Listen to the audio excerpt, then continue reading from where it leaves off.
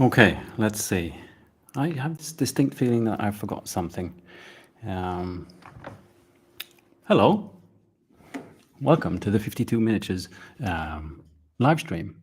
I hope you're doing great and that you can see me and hear me. Please let me know.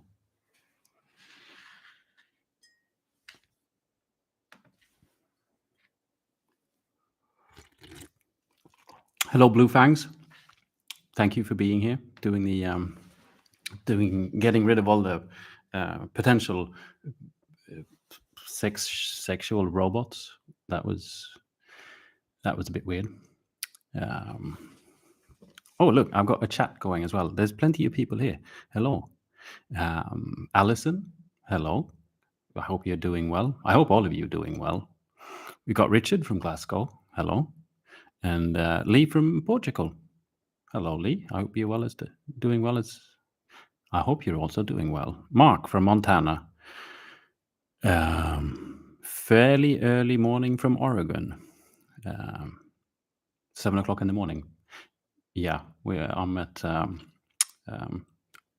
o'clock in the afternoon. The whole space-time thing is always very confusing, I must admit. Hello, Dorky Dad from Toasty, Arizona. Sorry, I need to take my slippers off. It's kind of toasty down there too. We've had a bit of toastiness over here in Stockholm for a few days, and then it's sort of cooled down. It's been raining a lot, so my basement here feels it's kind of a bit tropical, and I'm having issues getting, like, paint just does not dry. Stuff that takes longer to. Wow, these were dirty. Whoa, microphone. Like oil paints, they're not drying right now, and so the texture pastes and glue, white glue, stuff like that, it's just taking ages right now for stuff to dry. So it feels like half of my hobby time I'm walking around with like a hair dryer in my hand, just blasting stuff. Mikey R as well, hello. And Robinson Wells, welcome. Lobster Hats. You're still welding, that's good. Lobster Hats likes to weld to the extent that he's made it his job. I'm not sure if that's true, if you actually enjoy it that much, but welcome.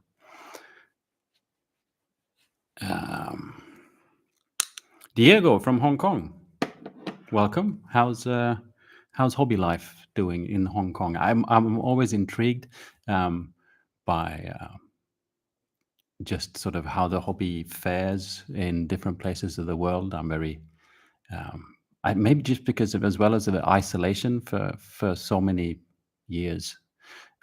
Sounded depressing, but it's been a couple of years at least. I haven't been able to go anywhere or see places and like go into hobby stores and just check things out. So I'm always very interested when people from further away share a bit of what the hobby is like where they are. There's a gentleman sometimes that drops into the live shows from India and stuff like that. It's just, yeah, it's fun to hear how things are going. I'm doing the mug thing again, but I'm not holding it by we call it the ear in Swedish, and so my fingers are getting really, really hot. John from Cork in Ireland. Are you getting a bit of the toasty UK weather as well, or is Ireland like there's an invisible wall? Sorry, I got sidetracked. I started thinking about dividing politics. Sorry, moving on. Lincoln from Texas. Sounds toasty too. I've always wanted to go to Texas for some reason. Probably because as a child, Billy Gibbons was one of my big guitar heroes. He's one of the ones with the beard from a band called ZZ Top. I thought he was really cool when I was a kid. And so he made me want to go to Texas. Daniel Leff, hello, hi, hey. BP Custom Creations says, "Oh no, I can't hang out tonight, but have a great one." Well, you have a great one. Glad you stopped in to say hi. And BP, another BP. What does BP stand for? Enlighten me. Hello, mini painters of the world. Exactly.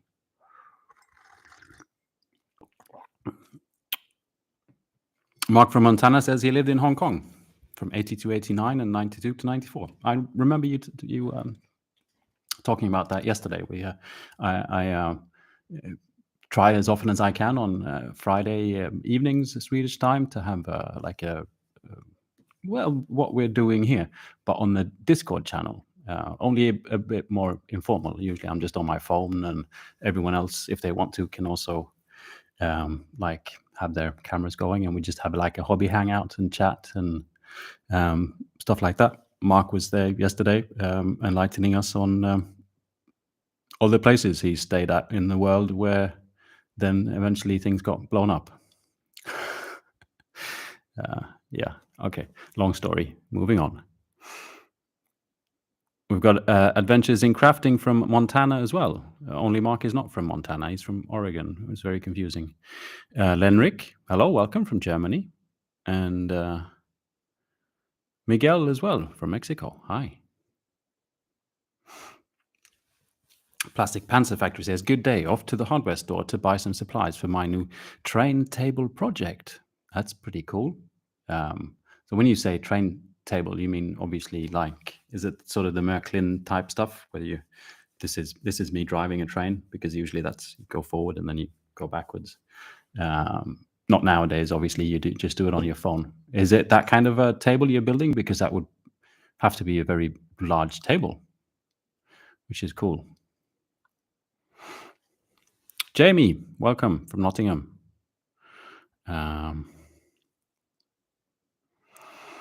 Seb from Germany as well. And Plastic Panzer Factory says, "Happy birthday." Yes, thank you. It is tomorrow's my birthday.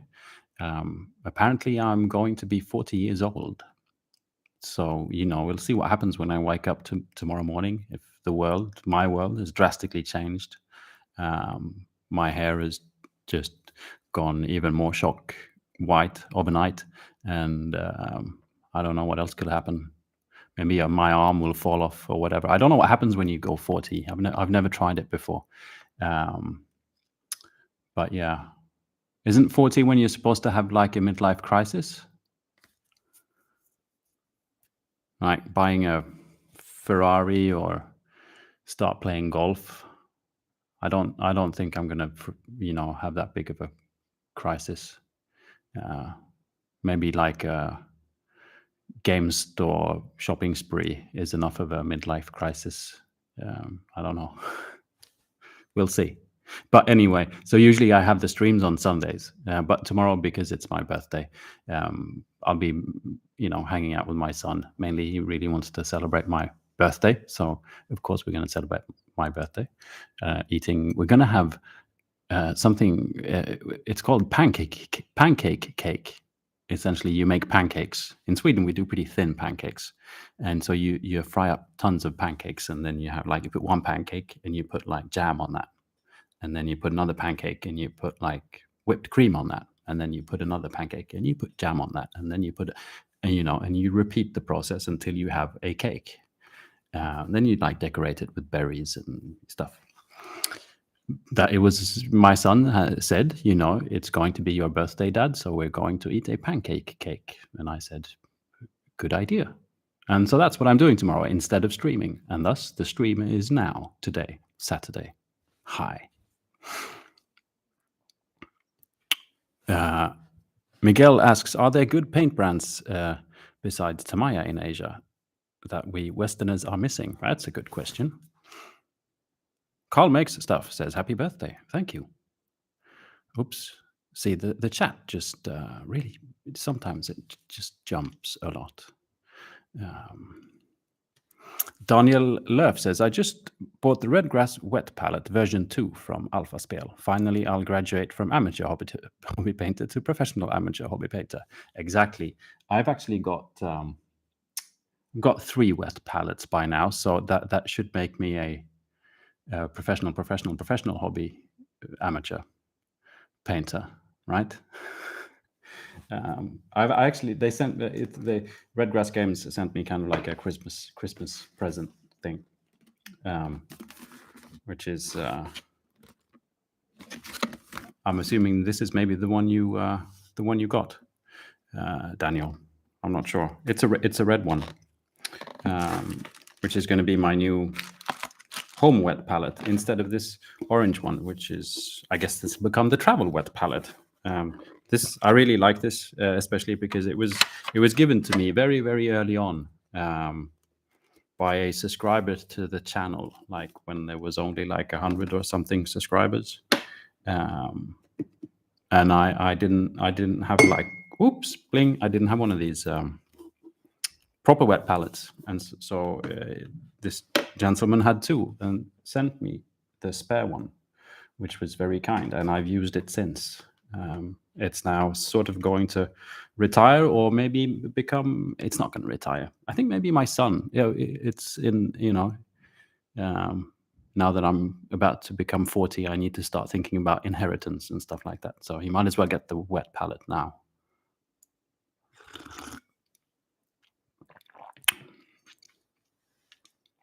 I'm going to have a look at the wet palette in a bit, by the way, because I'm kind of interested in the changes made and stuff. Let's see. Drew says warm and sunny here in southern West Virginia. I'm still. The US confuses me. Sweden confuses me too when someone says like, I'm in this town, and I'm like, and so the US is even more. All the different states. I kind of know where Florida, Texas, Alabama, like New York, Oregon, kind of. But all the stuff in the middle, no idea.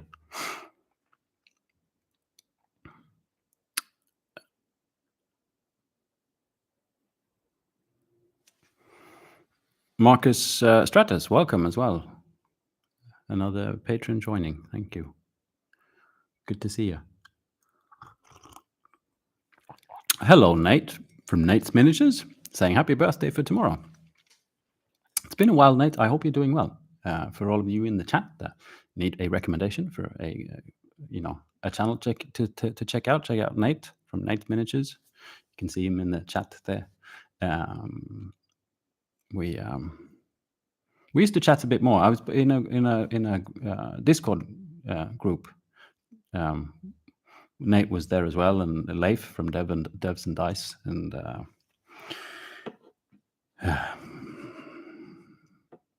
Lila Mev and stuff. Anyway, it was just, but for me, it just became one Discord. There's too much stuff going on. I just quit all Discords apart from my own, and I was just not getting stuff done really. But I miss some of you, and I miss Nate as well.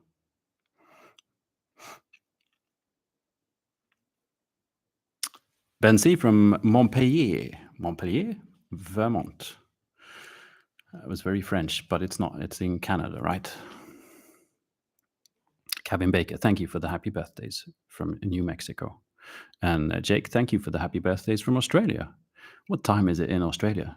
You would be in the middle of the night, kind of a thing. Oh, yeah, as you said.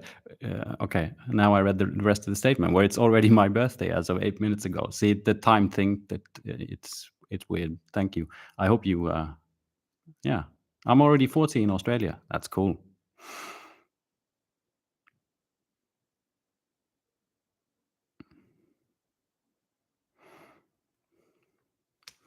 Plastic Panzer Factory says HO scale train table, 4 feet times 8 feet.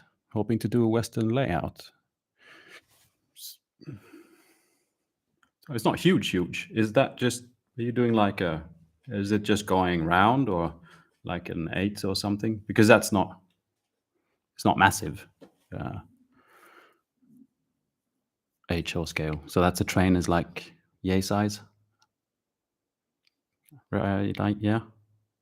Depends on the train, I guess, but like not the entire train, like one wagon kind of a thing. It's like, yeah, it's fun. I love model railways. One day I'm gonna, I guess that will be maybe when I retire. No, I'm just kidding. But I'd like to do some model railways somehow. I just don't know where to put them, kind of a thing.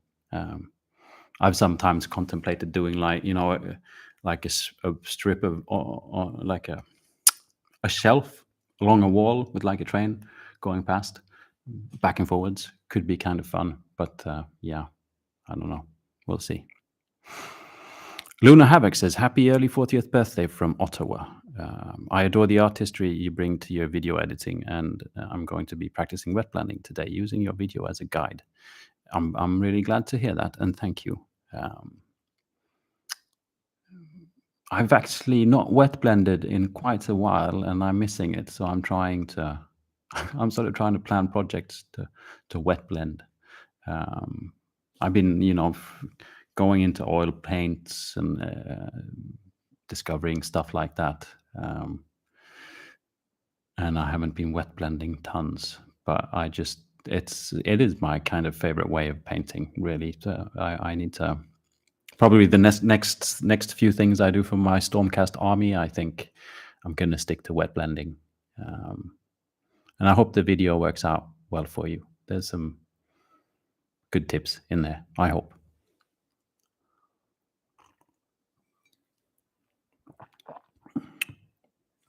Drew Brake says, had a week off, got some Battletech painting in this week, found out that painting white is hard but satisfying. Yes, white is very difficult, depending on how one starts out. Actually, the video that's going to be released on Thursday, this coming Thursday, so in about 4 or 5 days, is going to be about painting white. A part of the video is about painting white.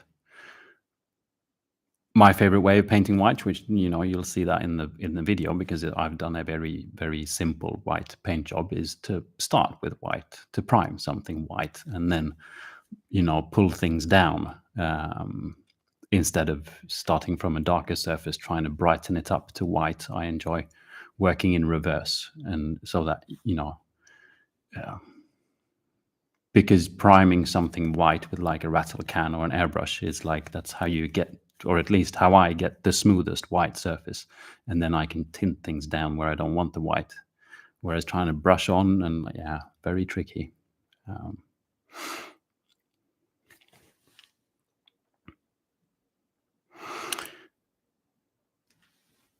Jamie says 40 is hooks for hands, right? Or was that piracy?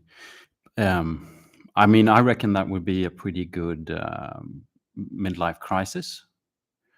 Getting into some old-fashioned piracy.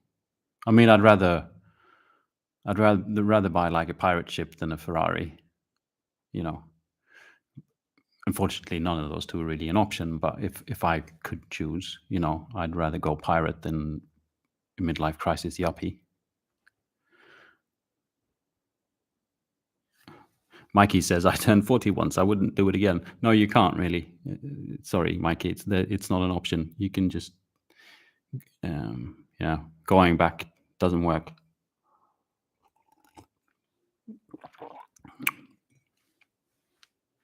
Yeah, Miguel's in on the yuppie thing. Dye my hair, wearing fashion clothes. I get a new sports car. Yeah, my old one's my old sports car's not up for it anymore. I'll get a new one. No, I don't even have a car. I don't even have a license, honestly.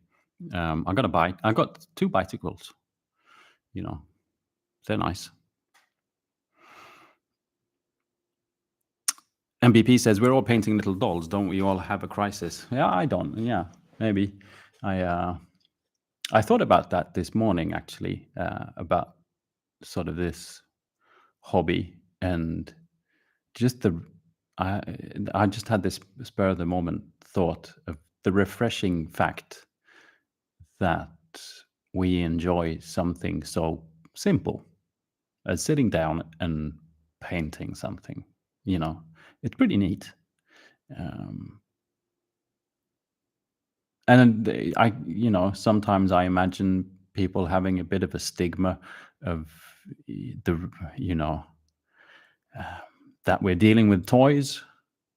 Like, I'm a grown man, I can't be playing with toys, and it's not really.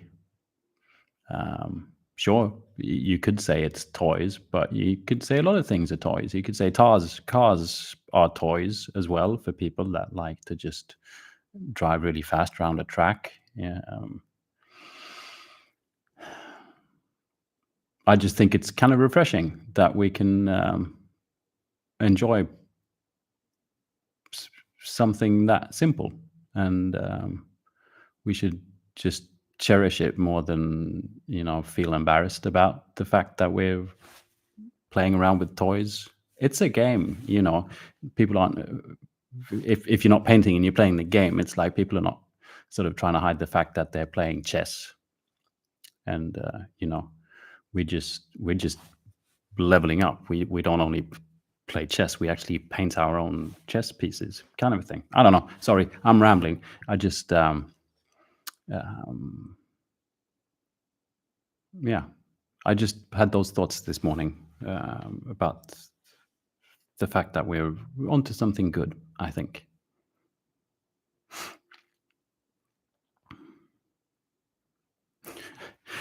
Mark from Montana says, I was in Singapore on my 40th, and to my knowledge, nothing blew up there, although I could be mistaken. Yeah, I've only been to, I think, the airport in Singapore a couple of times. I think maybe I've been somewhere in the city, sort of staying over in a hotel because some flight was delayed, and I don't know. But I haven't actually been seen anything of Singapore, so I wouldn't know if things have blown up because of your presence or not.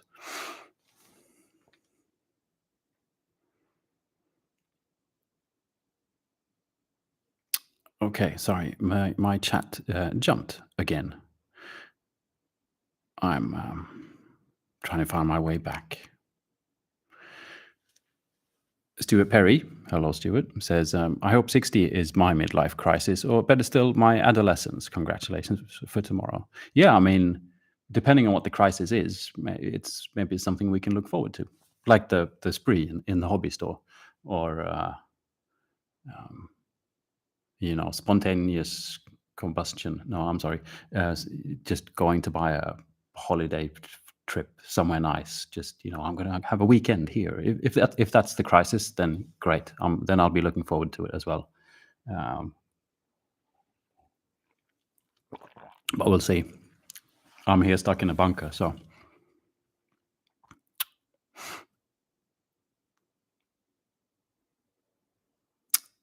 Sorbaka says, "Oh, the Petson and Findus special." He's talking about the cake. There's a lovely children's books which work well for adults as well, called Petson and Findus.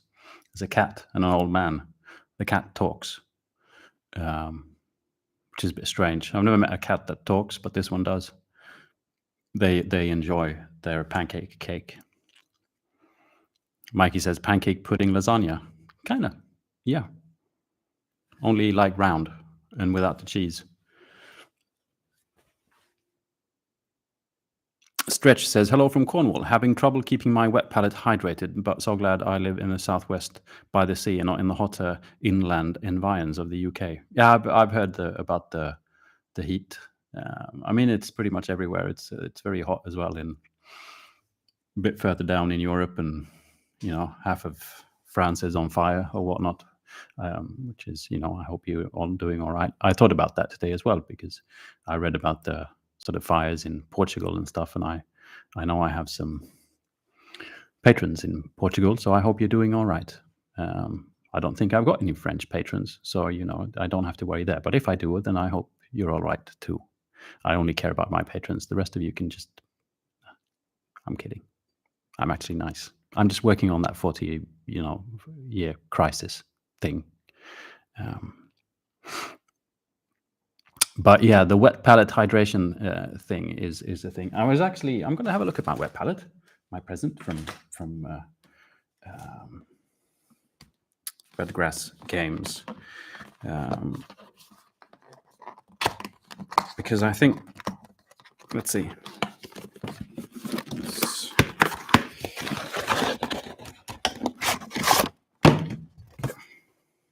I just popped this in here. There's the reusable hydration membranes. I've been using this actually you can see the big blue one here. And I got some for this little orange one. So these I've been using. They are in fact reusable. They get stained. I think I have one somewhere. Hold on a sec.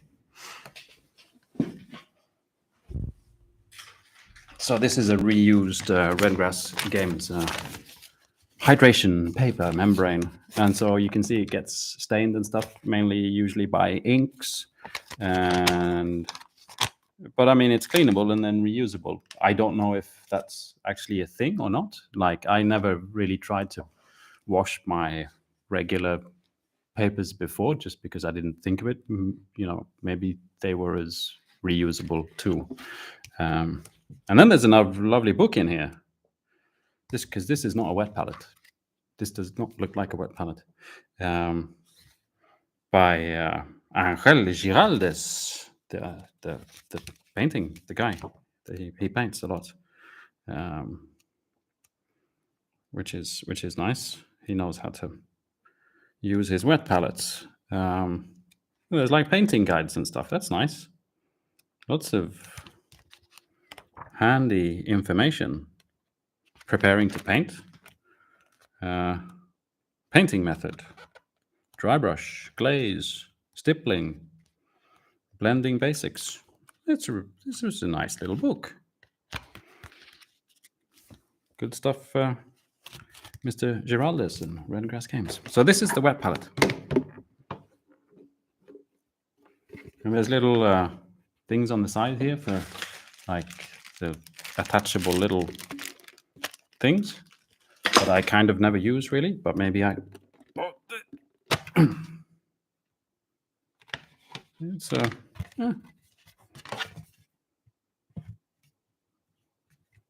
wet palette. Thank you. But yeah, I've had issues as well about not down here. This is a great damp place for wet palettes. But in my apartment at home where I paint, I use this, and the paint just dries real fast, even though I have paint on my wet palette. And especially like the paint that's been sort of roundabout here, it dries faster than the paint that's on the sides. And so I'm kind of eager to try this. Oh, that's tight. I'm kind of eager to try this and see how that works, because I don't know if it's just physics and that's what happens, or if there's something in the design that makes the center of the wet palette less moistured, and so I want to try this new one and see if things are different. It's got a tight lid anyway. I can say that.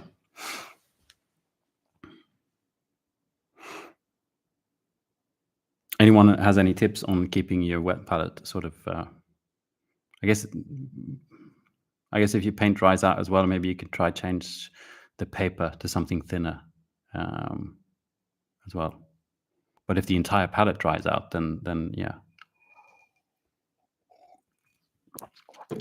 There's a message from the lovely admin Bluefangs. Don't want to miss out on birthday pancake pictures tomorrow? Consider joining Alex's Patreon. And there's a link to the Patreon, exactly, because then you get access to the paywall, the Discord channel. It's the only perk you get as a patron is to join the 52 Miniatures Patreon. And most likely tomorrow there will be a picture of a pancake cake published by yours truly. Kim, welcome. Yeah, no worries. You're not late. Just about half an hour has passed. Plenty of time.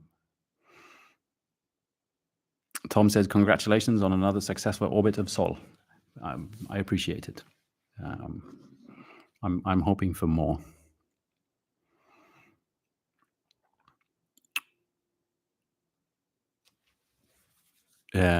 Craig Jones says something not seen in painting videos is the noise levels of the airbrush compressor.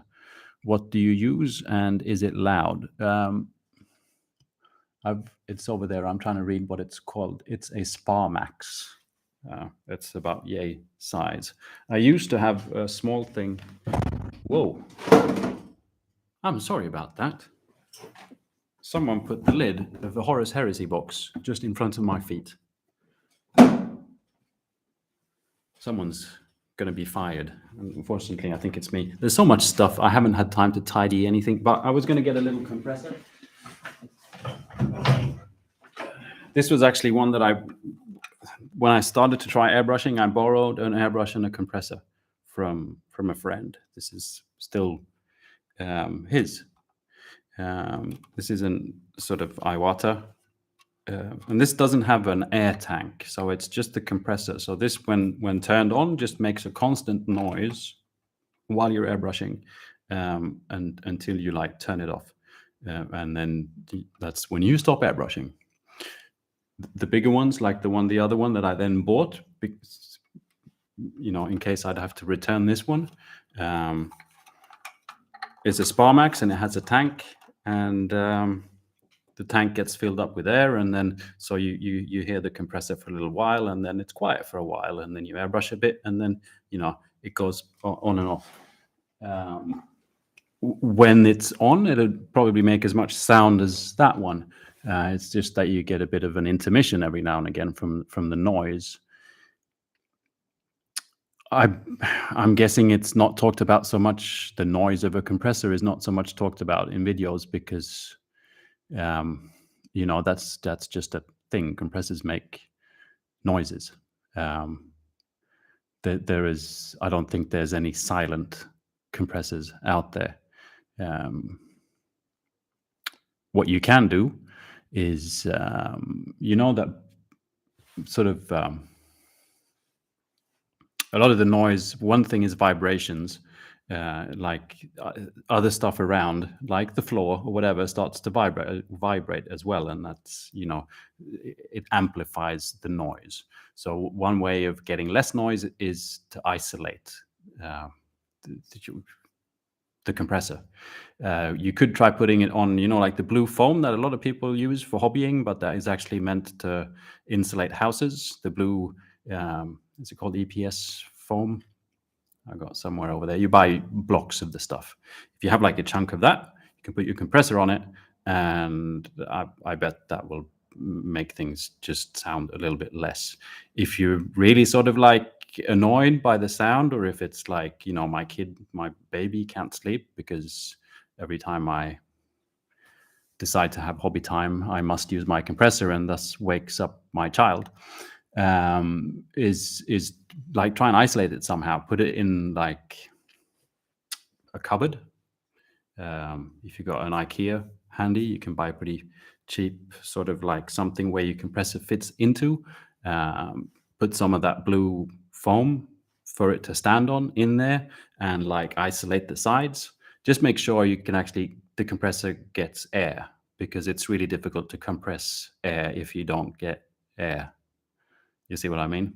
But apart from that, and you can put some on the door, and when you shut it, you should get less noise. If you put the entire thing also on like legs on the floor, there'll be less vibrations, there'll be more isolation, there'll be less noise. But you're never going to have an absolute sort of quiet compressor.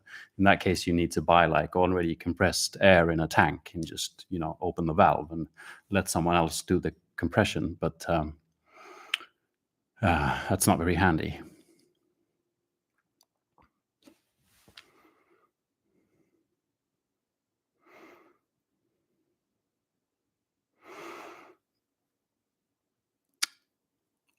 Let's see.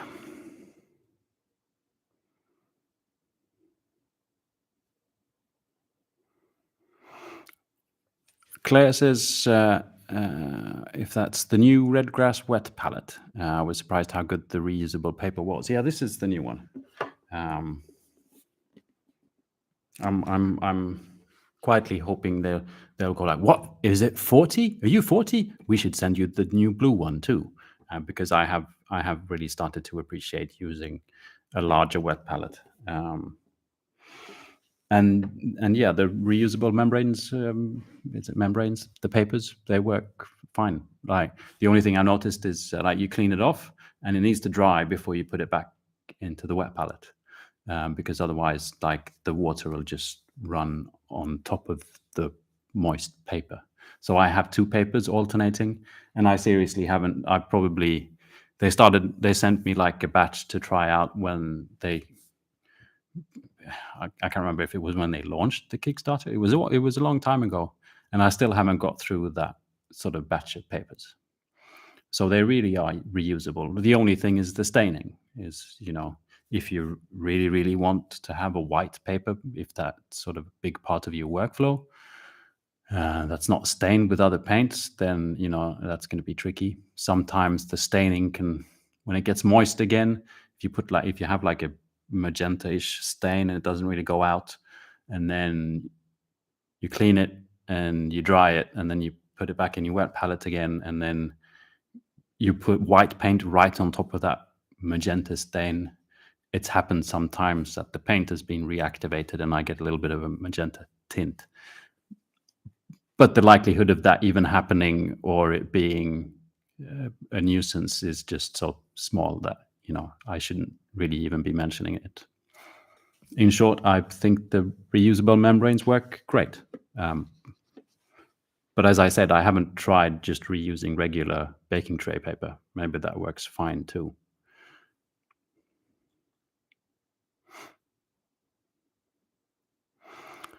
Timothy says, "Hi from Minnesota. We have a lot of Swedish immigrant descendants here, but I don't blame you for not knowing where we are." Yeah, I mean, I've heard of Minnesota. I've even heard of all the Swedes there. I just wouldn't be able to pin it on a map. But that's me as well. I'm very good at paying attention to things that interest me, and I really dig into stuff like that and learn a lot. But, so far I have, not the most peak interest in Minnesota. No offense.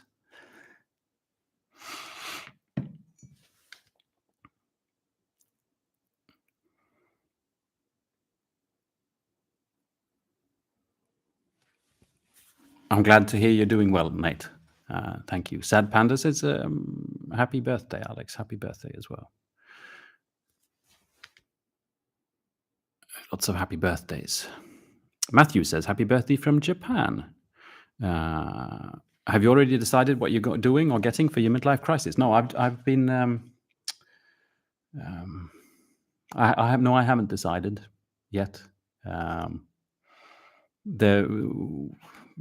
There's been one suggestion for going, try going pirate. That's been the best one yet. We'll see. I did talk a bit previously though about my interest in what the hobby looks like in all the different places of the world, and there's quite a few places that I get a lot of information about, which is like the UK or Germany or the United States, which makes some other places even more interesting, like Japan, from where you are. How's the hobby in Japan? If you want to write in the chat, I'll get there eventually. I'm just interested in what do things look like? Are there game stores? Are there people playing games? What games do they play? I'm just because I'm a curious person. Marcus says, "Are railways your midlife crisis?" Now we're getting somewhere, Marcus.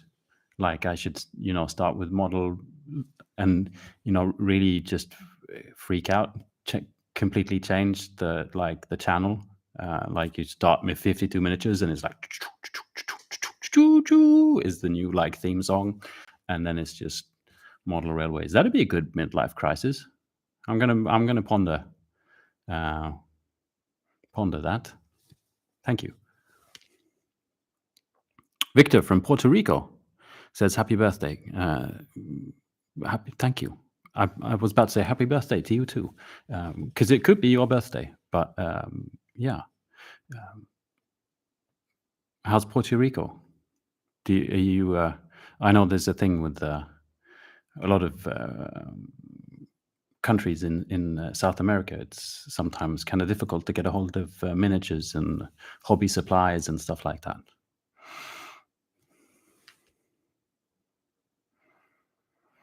Nate says, got some contrast. Nate from Nate Miniatures says, got some contrast paints on the way and wanting to try Zenithal highlights with airbrushing contrast. You're getting some of those new contrast paints? Because are they? Did they swap out? No, they swapped out the washes and the contrast paints. They just extended the range, right? This is Games Workshop, I think we're talking about. I saw today, or if it was yesterday, that Green Stuff World released something they called Dipping Ink, which I think was a bit of a strange name because it's actually in a bottle, so it's not a. Doesn't seem like you're supposed to be dipping stuff in it. But from what I've seen, I'm guessing. It looks like it's their version of a contrast style paint. So I'm looking forward to in a couple of months when people have tried them out a bit and see what people think.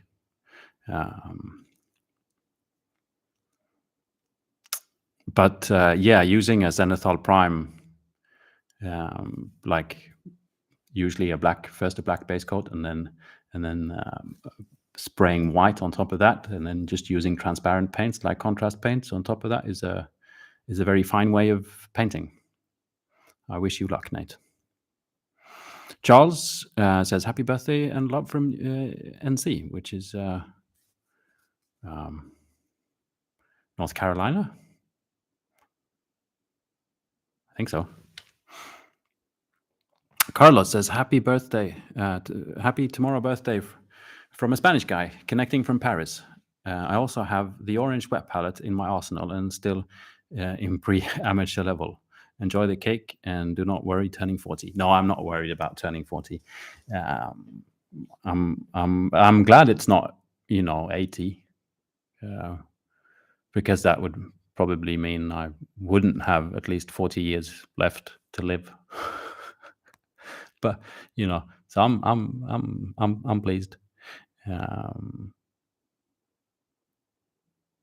And yeah, it's great to have, like, the wet palettes is what makes you a better painter.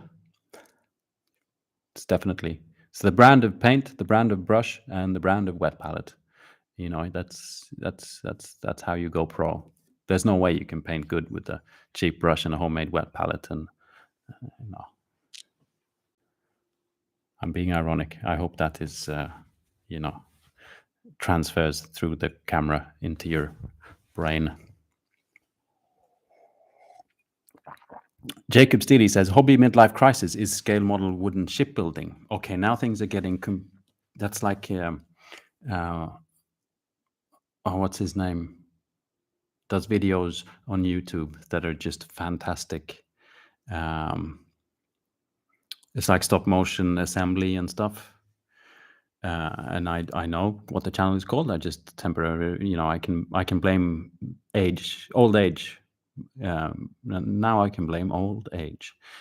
But anyway, he's a wonderful channel that hopefully someone in the chat might be able to write. But it's like stop motion. He builds all kinds of,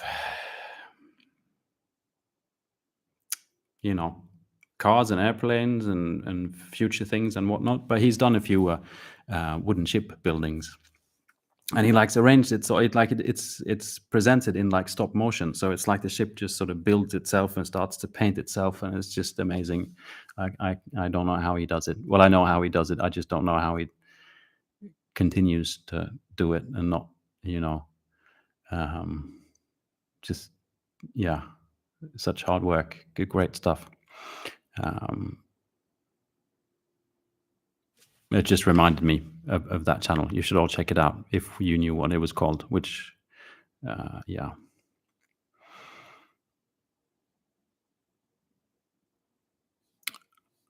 Okay, sorry. The chat jumped again. Blue Fang says, "I'm getting a heart attack because there was a spam attack." Oh, that's all right, Blue Fangs. You're doing wonderful. I don't, I only get to see the spam later on because I'm so slow moving through the chat. But thank you for being here and doing the admin stuff. I really appreciate it.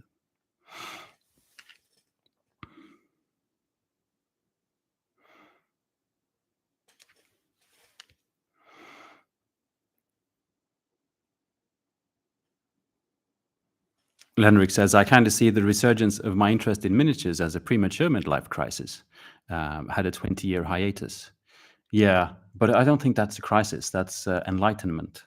You know, um, usually enlightenment. It, you you need to walk over the coals of life, the burning coals of life. Until you reach enlightenment. And so I think that's why we now see a lot of people returning to the hobby. It's not because of a pandemic or because of anything like that. It's just enlightenment, living enough years to realize that miniature painting is the place to be. Urban says, Maligayang Caravan. Happy birthday. Well, thank you. From where? What language? What what was I speaking?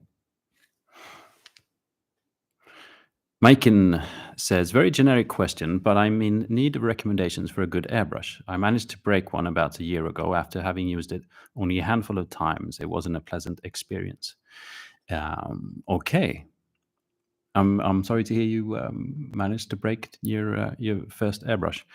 My first airbrush was, one that I borrowed together with this Iwata. So I believe that model was called an Iwata Neo, which worked fine. I really liked it. I think don't trust me on what I'm about to say, but I think the thing with the Iwata Neo was that I couldn't swap needle size. It was like only a 0.4 needle, but I'm not 100% sure on that. And then I was actually sent by a subscriber that a Evolution airbrush from Harder and Steenbeck, which is their sort of most expensive airbrush. And those are the two airbrushes I've used. So you could almost say they are on either end of the good spectrum. Like the Iwata Neo is not like one of the super cheap no brand airbrushes, but it's one of the cheaper models in the mid-range section. And the Evolution, I think it's called the Evolution, whatever. It's like red and looks really fancy. It's the top range from Harder and Steenbeck. You might be in a part of the world where, is it Badger? No, what are they called? Is it Badger? I don't know. In the US, you have another brand of airbrushes, which is kind of what Harder and Steenbeck would be here in Europe. Recommendation-wise, I think one way of looking at it is sort of, what do you use it for? Is it like, do you need to be able to change to a really, really tiny needle to do that really, really specific, super advanced airbrush work? Or is it only like, I mainly use it for priming and varnishing? So, that could be a way of looking at what airbrush to get is actually what you usually use airbrushing for. I really enjoy my Harder and Steenbeck. but I probably could have gone for a bit of a cheaper model. I don't airbrush tons, but there's things to adjust on there, and for me it's like I don't really know what it does, and I haven't really figured out. I tried to change things, but because my technique is so rudimentary, I can't really notice what's going on when I'm changing all the things. And so in a way, it's a very nice airbrush, but it's also maybe a little bit wasted on me. I'm still exceptionally happy that someone sent it to me, and it wasn't even my 40th birthday. Uh, but I was doing pretty well on the Iwata Neo, to be honestly.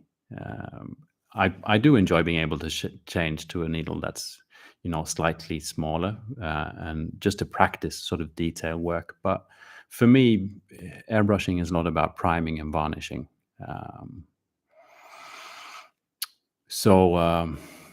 I think if I today would go and buy an airbrush, I would probably look at sort of a mid-range Hardrin Steenbeck. Do they have one called maybe the Eclipse, or I don't know. I think it's the same kind of model that Emil Squidmar has a branded airbrush from them. I think that's the sort of one step below the one I've got, and I think that would probably be where I was looking. But I don't know where you started. If you started with the really, really, really cheap, then maybe something like an Iwata Neo would be a nice step up. That didn't help at all, did it? I tried.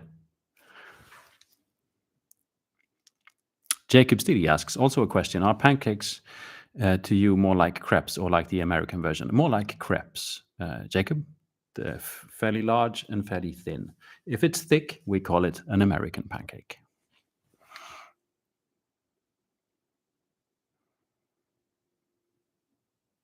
Lee says, we're okay in Portugal at the moment. The smoke is cleared and a few fires have been stopped. No rain in over 3 months. Yeah. It's welcome to global warming kind of a thing is what I think about it all. But I'm glad to hear you're okay, Lee. Christopher Jones, hello. How are you? Welcome. Marcus says, I use a Masterson's wet palette and use the papers for 6 months at a time. Just rinse them off before the paint dries. Yeah. See, that's. I really appreciate the cleanable sort of papers, but I'm thinking a lot of paper can be sort of cleaned off. Maybe. I mean, the big thing is when the paper sort of gets worn out or worn through, and accidentally rips and stuff like that. But yeah.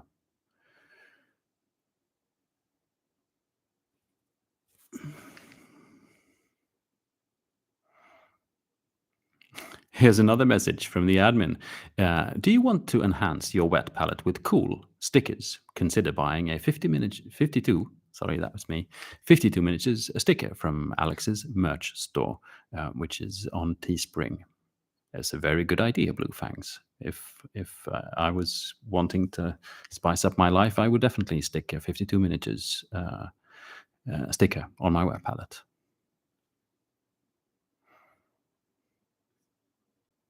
Daniel Löf says, put it in the fridge. Is that the pancake cake or the wet palette? And why should I have my wet palette in the fridge? It's really the light in my fridge it's pretty strong, but it's really difficult to paint in there. And I don't mean for the paint to dry and last, like once you close the lid and you leave it overnight. I mean while I'm painting. Or is it something else we're putting in the fridge? Are we putting 52 miniature stickers in the fridge? I'm getting confused.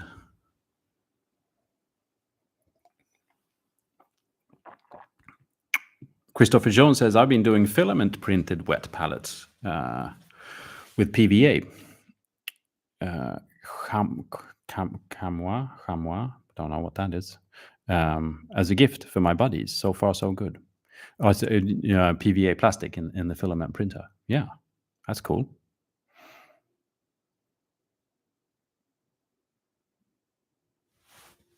But please tell me what a chamois is, because Marcus also knows. I don't know.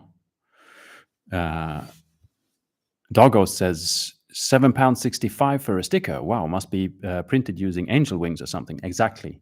It was very harvesting the wings was tricky. Turns out angels are kind of rare. Some might even say an endangered species. But I thought, for my supporters, only the best will do. Just don't ask me where I put the rest of the angel. Did I mention I'm in a basement? Lazy Mini Painting says, what do you think about the portable cordless airbrush compressors? I haven't tried one myself. I've had at least one patron who got one. Mark, that was in the chat earlier, from Montana, but he's actually not from Montana. He's from Oregon, I think. He confuses me with that. He got one. I wrote a bit of a review on our Discord channel and stuff like that. But he also told me that he stopped he didn't really use it all that much because he heard from, I think it was from another Discord. This is all hearsay, so I won't say from where or who or what, but that had one explode on them. One of those little. It's like a tube that you screw onto your compressor airbrush, and the whole thing is like a little compressor. I think you just plug it, sort of USB power it, and it sort of does the compressor thing and like sucks in air, and then you can airbrush with it. And it's not bigger than like a tube. But yeah, and there's probably lots of different brands out there. Like usually sort of if you go buy on Amazon, there's like 5 different versions, and there's different, are they all from the one Chinese factory, or is there 2 factories, and is one of them creating the self-exploding ones and the other one not? Who knows? I've just heard that someone had one of them explode on them, and that made me definitely not really want to try getting my hands on one. I can see how it would be really handy, especially for like traveling, going to the countryside, and sort of not having to bring like a compressor like this on the train. So where are you going? I'm just, yeah. Okay.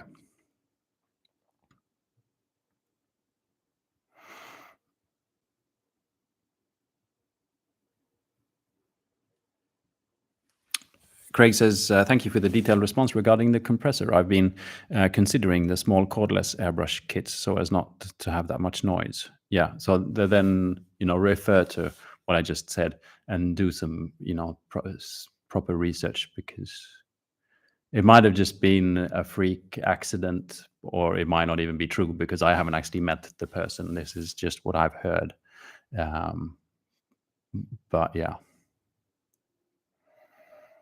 Also, the IKEA cupboard hack sounds like a good plan. Yeah, you could probably check with Luke from Geek Gaming Scenics about that, because he seems to be doing a lot of IKEA. I'm sorry, I wish Luke was here so he could hear my little. I don't know why he's like, I'm doing videos with IKEA now, which is he's not really. He's just buying a cupboard from IKEA, but I really like Luke, so it's okay.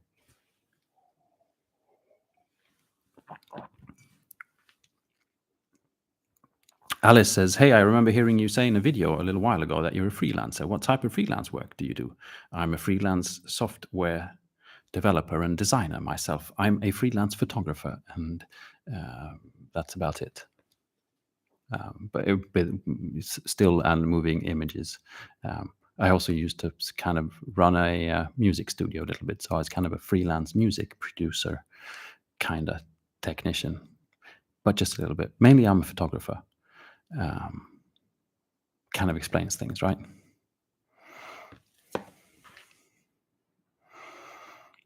Rick says grattis på födelsedagen i förskott, which means happy birthday. Thank you. Blue Fangs, it's trigger finger is ready. I know, you practice on the airbrush, right?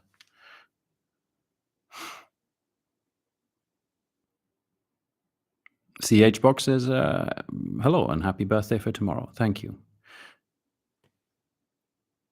iManager says happy birthday for tomorrow as well. It's a lot of happy birthdays. Thank you very much, everyone. I remember my 40 to 42nd birthdays were fantastic and some great memories. Now I'm in my 50s, 54, turning 55 in January. So they're not great anymore, the birthdays. It was just the 40 to the 42, and they were like, yeah. And since then, it's just been downhill. Or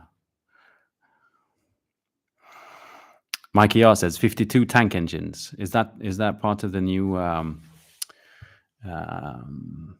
Is that part of the new me post 40? I'm going trains or scale modeling. Can I do historical war games as well? Maybe.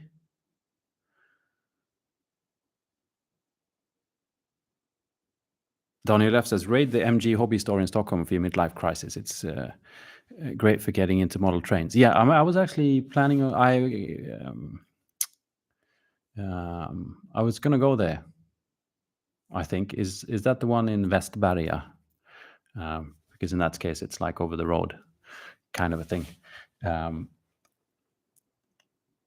There is at least one here, pretty close to me, which is a hobby model railway train hobby store, and it's rather large. I think they say the biggest ones in the Nordics or something, like Scandinavia's biggest, And I was going to go there just to buy sort of crafting stuff, like plastic card and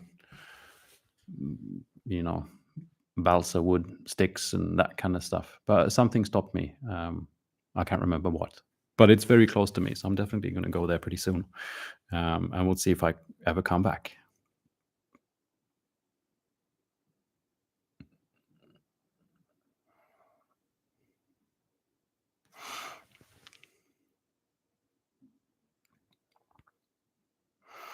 Let's see.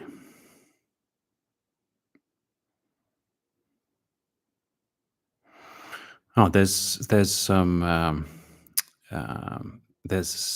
Blue Fang says seems only Alex can permanently block them. There's something about the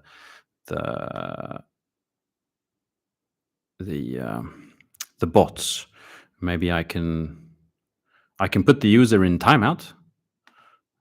There we are. I don't seem to be able to. I can also report, but yeah, I don't know if I can delete them. We'll see. Thank you, Blue Fangs. Okay, my chat jumped again. Sorry about that. Tom in Motion says Mark from Montana. Exactly. That was the YouTube channel that I temporarily forgot about. Tom in Motion, where he builds sort of scale models and any kind of models and stuff like that, and does it in stop motion. It's fantastic. You should check it out. Just remember to not join his Patreon, but join mine. That was strange.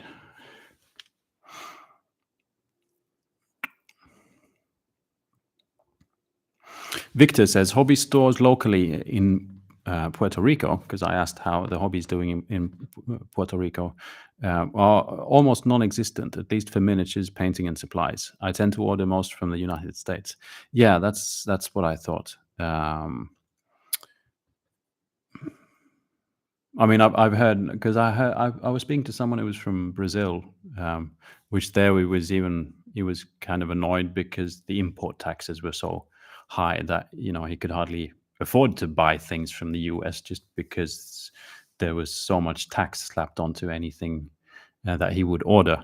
And so a lot of the stuff that he was using, especially paints and stuff like that, was more art paints, because there was it was easier to find an art store then there was no hobby stores at all. And so he would use, try and mix his own sort of contrast paints and stuff like that from things he could find in an art store, which I just found it interesting to hear about, because that's maybe something we all should be doing a little bit more than what we are doing. But yeah. Sad Panda says, Bill making stuff. No, Bill's great too, though. You should definitely check out Bill. But sorry, Bill. I was going to say Tom in Motion is a bit more sophisticated. But I kind of mean that in a good way towards Bill, because I like his ruggedness. You rugged, Bill? He's not here. He's here sometimes. But yeah. I very much enjoy Bill as well. If you haven't watched Bill making stuff channel on YouTube, please do. Jay says, happy birthday, bud. Thank you. Also, Volar says, happy birthday, bud, in Swedish. Thanks.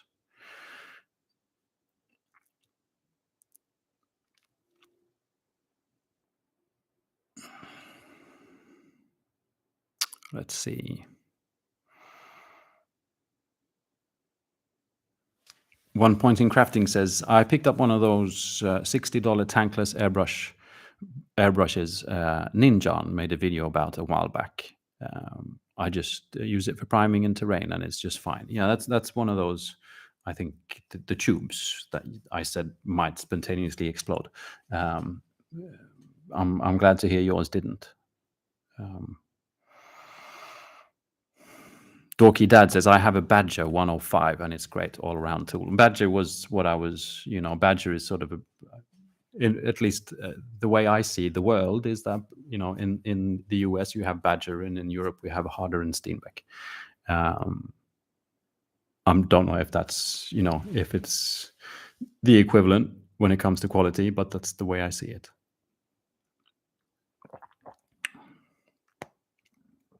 Mark from Montana says, my portable pistol grip compressor was super cool for about 60 days, and then it died.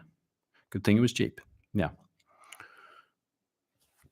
Adrian, hi and almost happy birthday. Thank you, Adrian.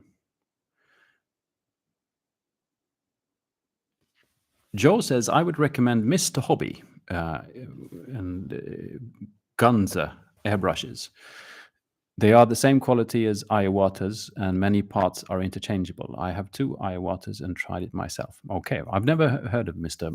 Hobby, but yeah, that's a very good addition to the airbrush discussion there.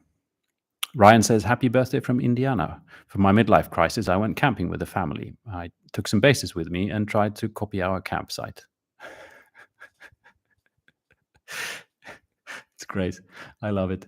It's like, it's what it, it's like miniature painting. That's like the essence of miniature painting. It's like, oh, are we going to go do something? Wait, I'll go get my miniatures. It's not like we can't leave them at home. They come with us. It's like having a pet, kind of. Now, even pets we sometimes leave at home, and or get someone else to take care of them while we're away. But if you're a minute, yeah, I love it. Maybe I can just bring this. Maybe I can just glue some miniatures together. That'll be like going on a holiday. I'm not actually bringing the paint, just some glue and like a few sprues. Or it's like, maybe I can just do some basing while we're on holiday. And it all it just snowballs, and in the end the family is just out doing the climbing the mountain or whatever, and the miniature painter is still stuck at the campsite, like, have a nice time. Yeah.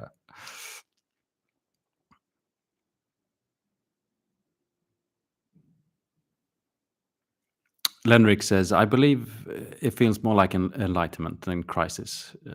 Yeah, good. I'm glad I'm glad about that. iMiniature says, I missed out on the airbrush by Squidmar.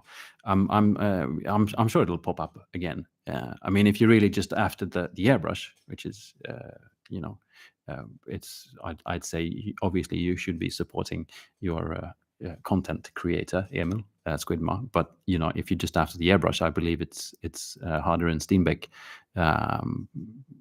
Evolution or whatever, you could buy that. You just don't get the fancy like Squidmar logo on it. But I'm sure if you wait around for a while, then there'll be more Squidmar airbrushes. It would be strange if there wasn't.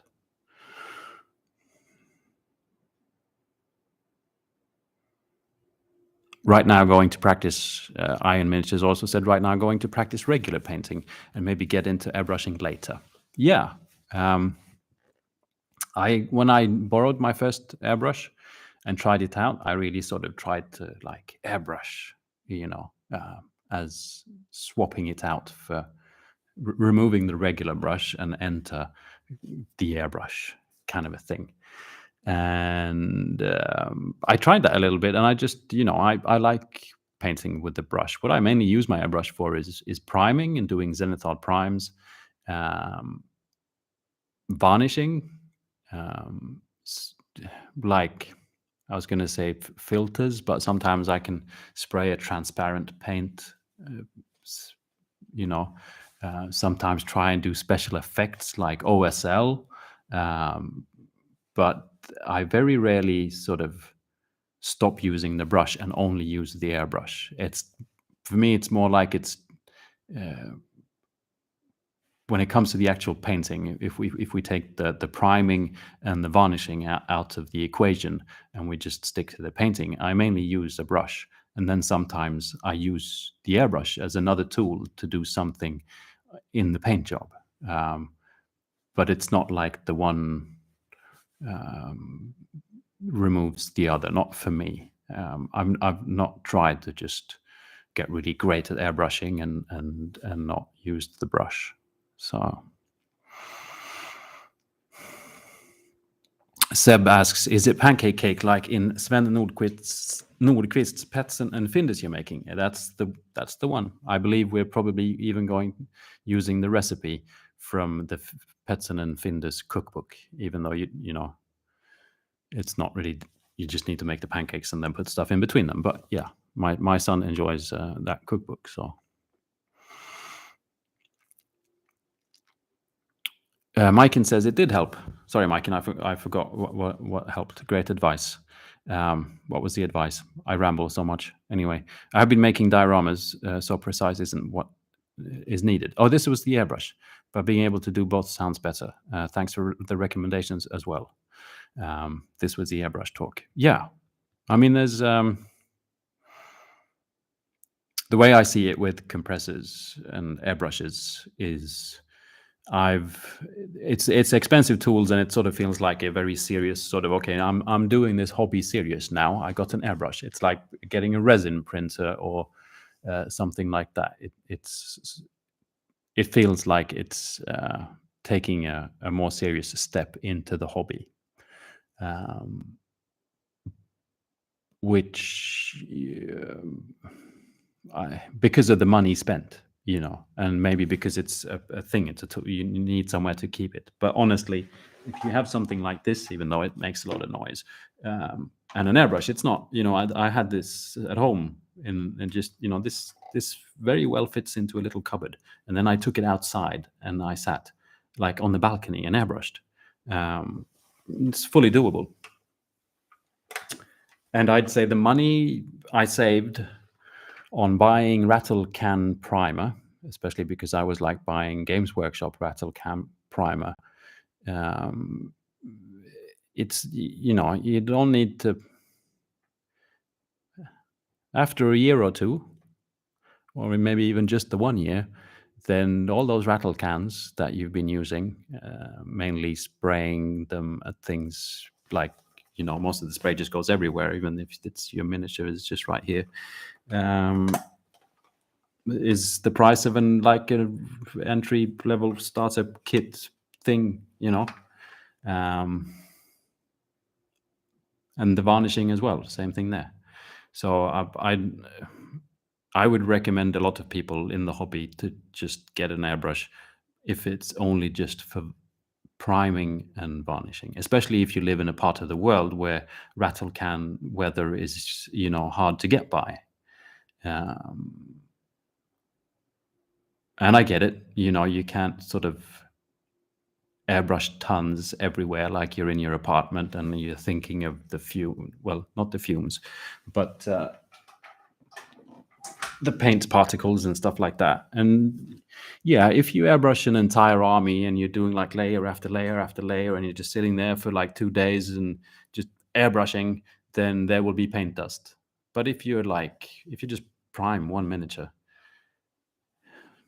you shouldn't be breathing it in. You can wear a mask or whatever, but that's the safety YouTube creator. It's just automatic in me. But it's not really dirty. You can just prime and you're done. And you can do it indoors if it's winter outside, and which you can't do with a rattle can. So I would say to anyone who's at least determined to keep doing the hobby for more than like 1 or 2 years, to get an airbrush, because you will save it on rattle can primer. Save it because you're not using rattle can primer anymore.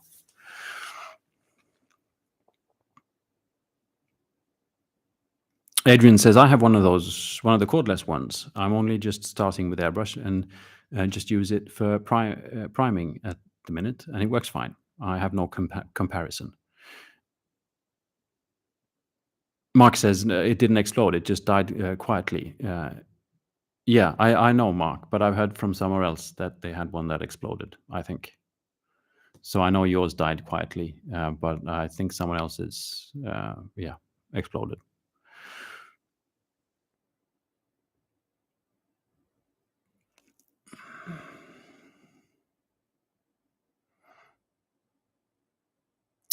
Lobster Hat says, in regards to the exploding airbrush, Uncle Atom, which is Adam,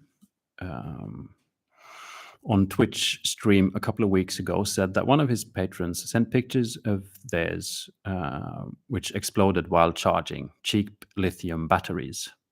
Yeah, that's the ones you don't want to have on your airplane, right? So yeah, that was where I heard it from. Maybe Adam said it in like a live show or something like that. So maybe if you get one of those small handheld portable compressors, get the one with the slightly higher price tag, maybe. Bob says, "Happy early birthday! Saw the title and had to stop by. Hope it's grand. I hope it'll be grand too. It probably won't be like grand. I'm not having like a ballroom party, wearing a tuxedo, smoking cigars. Is not happening. I'm eating cake with my son, but that's very much the way I prefer it, I think, this year." Bovla says MJ is great. That's the model railway store here in my part of Stockholm. You should go. Has a lot of fun stuff. Yeah.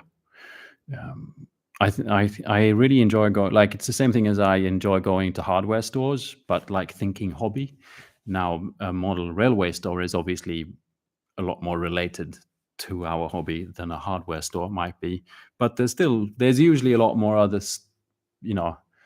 We do the same things, but for some reason we've separated, which is just strange. Obviously, they have the trains and the tracks and the signals and all of that, but they still build houses and sometimes paint them and paint miniatures and do, like, in theory we could argue that doing a wargaming table is very close to building your model railway table. But yet we have different stores and we have like different things in those stores and different products and just different ways of thinking about how we build and do things, which is really kind of silly.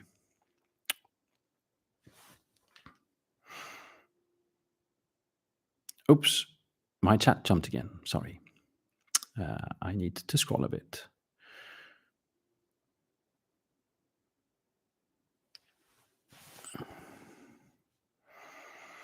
Alice asks, do you have a website, Instagram for your photography? I'd love to follow your work. Your videography is amazing, by the way. I have to admit that's half the reason I love your channel. I do appreciate it, Alice. Not to be secretive, but maybe you could like DM me or send me an email, and I'll pass it on. I because that's my real job. It's also very connected to like the real me, and so which means everything becomes a little bit more personal with like addresses and phone numbers and all that kind of stuff. And so I don't really want to say it here on the chat, but for those that really are interested, of course I share. But if you can contact me more directly, I'll give you the link to my website. Hope that's not strange. It's just I just don't kind of want people calling me in the middle of the night because they live in the US. Hey, is it Alex? I've been thinking, should I get a Badger airbrush or an Ayahuasca airbrush? What do you think? Even though it would kind of be an honor, but yeah.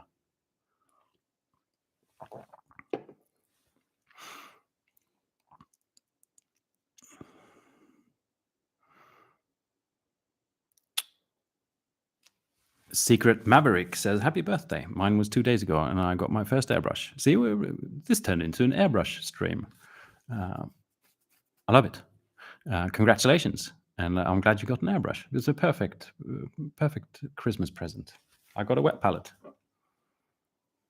It's lovely. I actually thought I was on that side of town, and I had a plan to go to Alphaspel, my local friendly game store today, just because I haven't been there in a little while, and I think they had an event today. I'm not sure. Maybe that's next Saturday. Like they're doing things on Drakar och Demoner, which is the original Swedish Dungeons and Dragons. But anyway, I thought, I could go and buy myself some paint or something. Birthday presents. I need more paint. It's not like I've just got, there's not like there's paint everywhere. But I actually didn't. But otherwise, maybe I would have gotten another, some more Christmas presents, birthday presents. Sorry, but I didn't. I got a wet palette. Thank you, Redgrass Games, for that. Jamie says, making money painting 52 Legionnaires. Yeah, the new video on Thursday is going to be part of a new little series that I'm doing. I hope it's going to be a series anyway. At least that's what things look like. It's not going to be a complete change to all the videos. It's just an addition. In a way, it's a little bit simpler. It's more sort of a straightforward painting video. Honestly, just to give myself a little bit of a break when it comes to the, miniature painting videos with drone footage thing. But also sometimes conceptually, when I make a video, my ideas just kind of grow and they become larger than the actual painting. It happens pretty often. I start out painting, but the video might be about, sometimes bigger questions or like inspiration and themes and stuff like that. And I kind of feel that in some ways, just the sort of sometimes small specific tips on how to paint things get lost along the way because I'm talking about other things.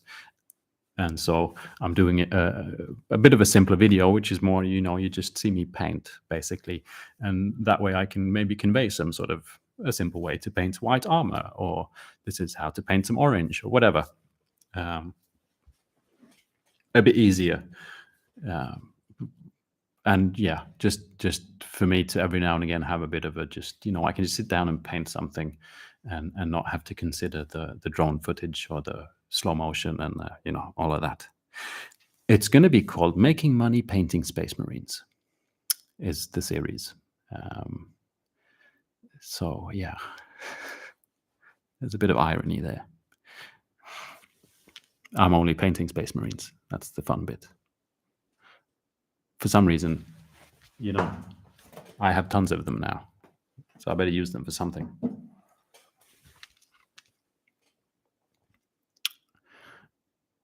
Volar says, I know you're a fantasy guy. Have you considered the Horus Heresy? Yeah, well, there it was. I bought it because way back when they just released an image of like one of the Beaky Marines, and I thought, wow, that's the first time I ever actually enjoyed the look of a Space Marine. And so I thought, I'm going to get the box so I can paint some Beaky Marines.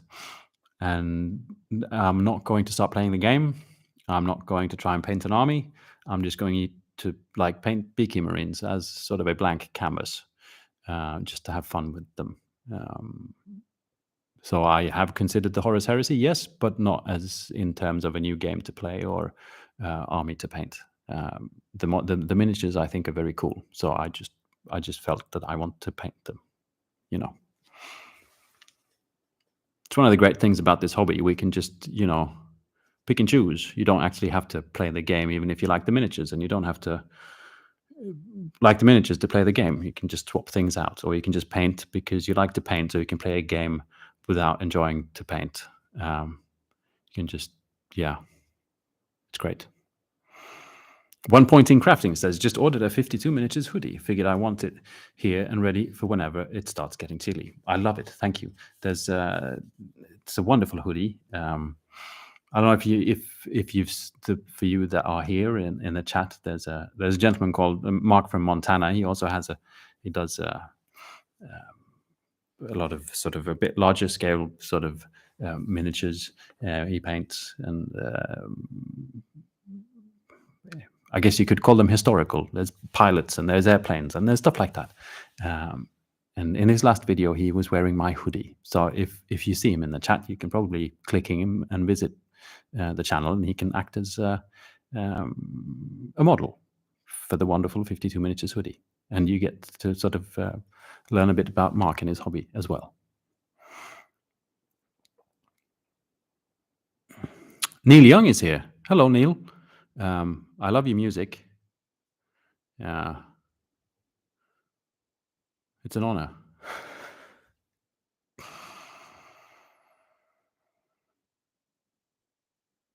Neil Young says, just popping in to say, I love your videos and style. I love your style too, Neil. Thank you.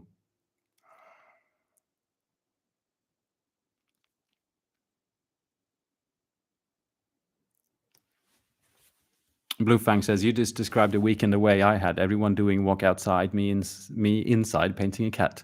Yeah. I've done that quite a few times at the country house as well. It's just, I'll be right there. I'm just gonna, and then all of a sudden everyone's just tired of waiting and they've left. Josh says, I have an Iwata. I'm not sure if we're on to airbrushes again. I have an Iwata. I'm not sure if it's the learning curve with airbrushing in general or my airbrush. It tends to clog up if I'm spraying anything in quantity, i.e. 20 to 30 minis with zenithal highlights. Yes, that's not learning curve. That's airbrush, I'd say. It would happen regardless of what airbrush you have. Some airbrushes and some brands of paint and how you mix your paint and all of that will obviously sort of alter things. But if you're, zenithal highlighting 20 to 30 miniatures, your airbrush will clog, I'd say, regardless of what airbrush you've got. I'm not the airbrush expert, but I'd say after 5 or 10, it's a good idea maybe to give it a quick clean, at least the tip or whatever. Maybe even just shoot some water through there and clean the tip, and then add more white and do another 5 or 10. Otherwise, you'll clog. I mean, the thing is, you're shooting paint out of a thing with the help with the force of air. There's air shooting your paint out, and air is also what makes your paint dry, and so that combination is things clog, and the only way to not get it to clog is to clean regularly. Is my experience anyway.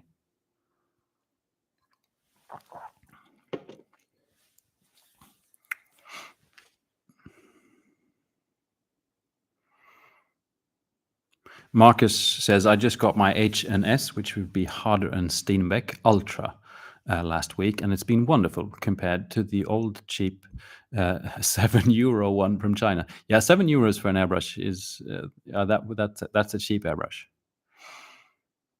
I can see how a Harder and Steenbeck would feel, a little bit different in your hand.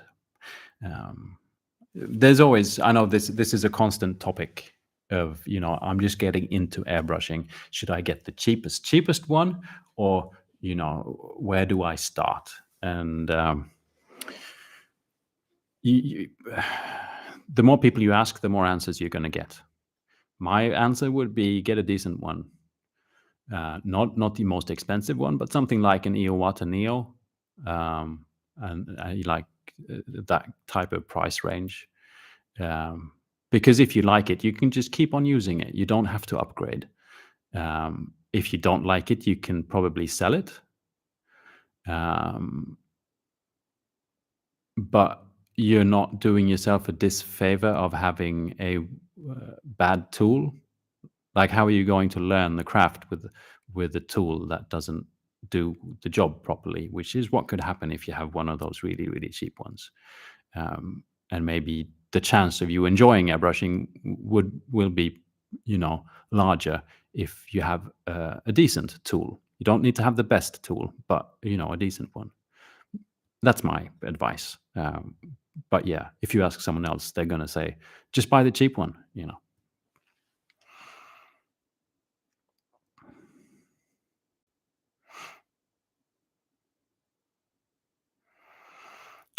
Jamakot says hi. Hi, Jamakot.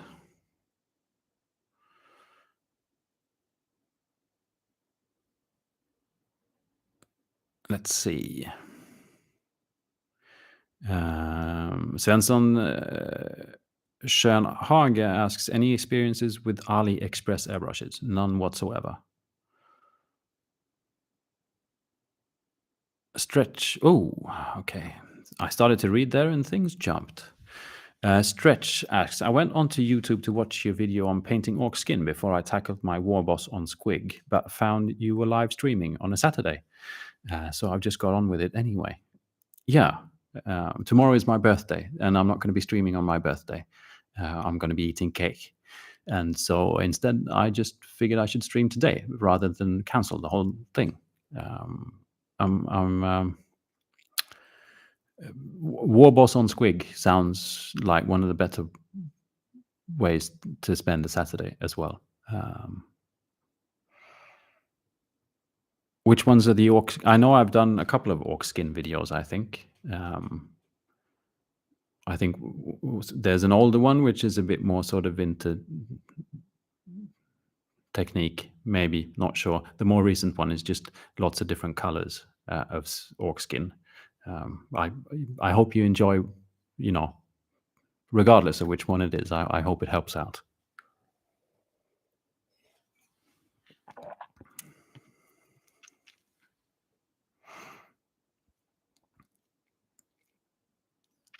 Lee Sweeney says, have a great birthday. Thank you. And my midlife attack,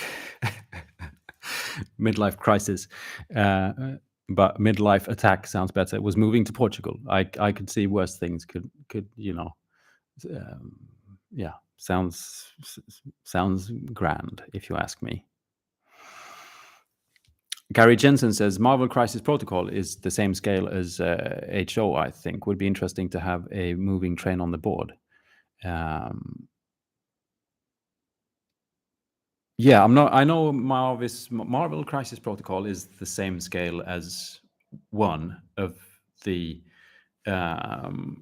model train scales, but I don't know which one it is. I think it's the larger one, isn't it? There's like in Europe, at least, we have the most common is a brand of the whole thing is called Märklin. And I think that's smaller than the stuff used for Marvel Crisis Protocol, because otherwise, like, the Hulk would only be about this size. No, the Hulk, he's rather large, so he'd be that. But the rest of them would be that.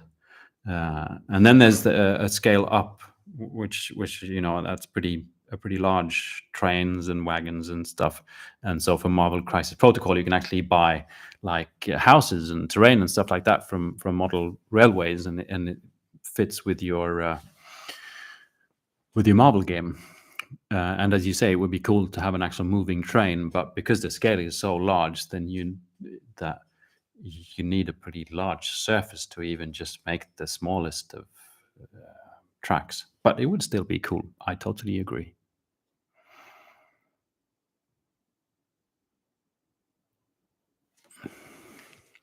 Frozen Throg says, I've ordered from MJ before, which is the local model railway store. You people have a lot more stores in general in Stockholm compared to Gothenburg. Yes, we're lucky that way. Especially, I'm lucky because I'm on the right side of town, so I have Alpha Spel, which is, I think, the biggest game store in the Nordics. That's what they say, I think. I can ride my bike for 15 minutes and I'm there. And the same goes for MG Hobby. And they say they're the biggest scale railway hobby store in the Nordics, I think. So that's pretty cool. You have better fish, though, in Gothenburg. Lee Sweeney says, have yet to find a good hobby store in Portugal. Would hate to have to open one. No, you wouldn't. You'd love it. I'm guessing. I'd love to have one if I just, the concept of having a game store, I think I'd love. Having to actually sit there, like having to deal with people. No, I'm just kidding. We do, Lee. There is another gentleman on the Discord. Lee is a patron, I believe, and therefore is part of the 52 Miniatures Discord channel. We do have another patron from Portugal. I'm sure he might know more about game stores. We should ask.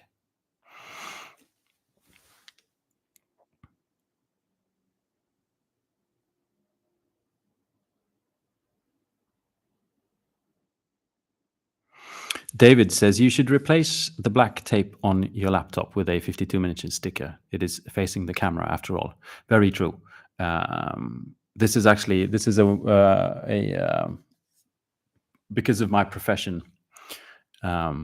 It's sometimes rather annoying if you sort of filming something or taking a picture, and for some reason there's this bright, when you're done, you're like, why is there a illuminated apple in my picture? It's because you forgot to move the computer, and then there's a bloody apple there. So I put tape on it, and then that doesn't happen. But I actually prefer it to be black.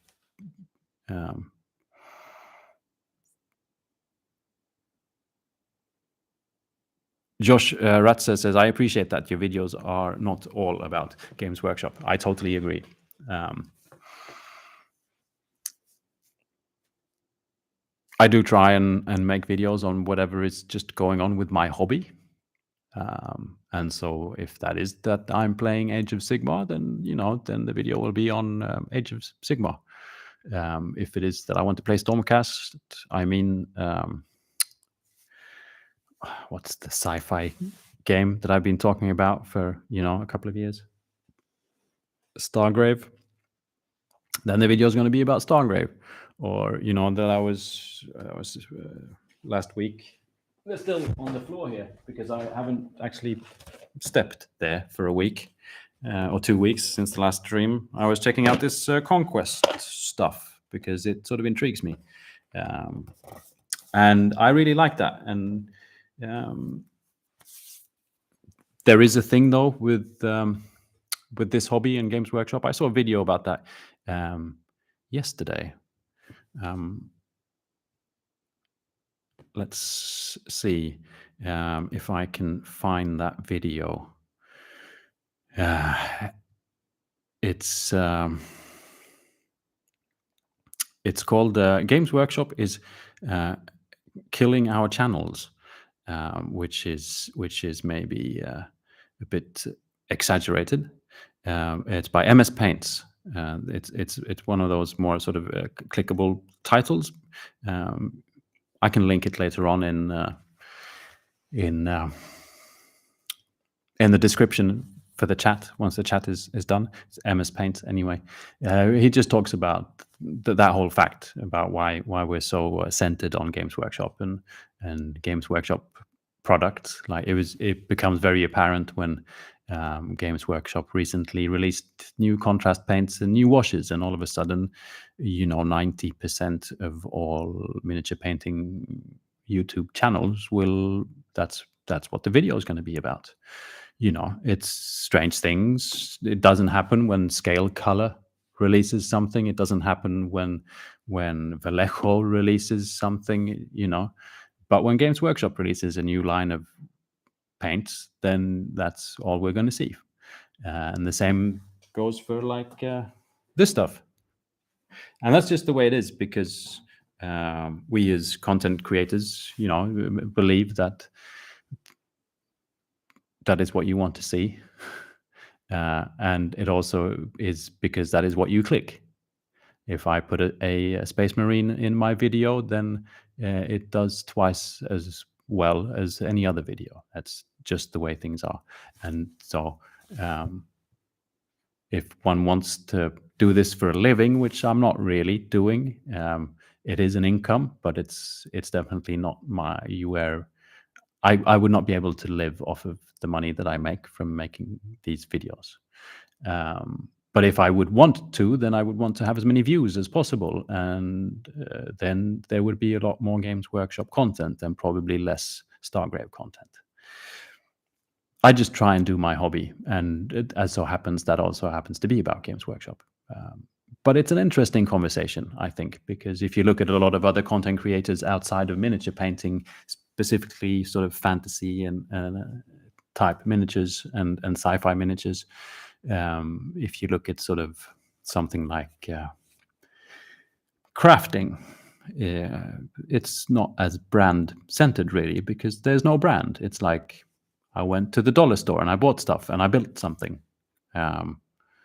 So yeah, it's interesting. I would recommend you to check out the video I mentioned most recently,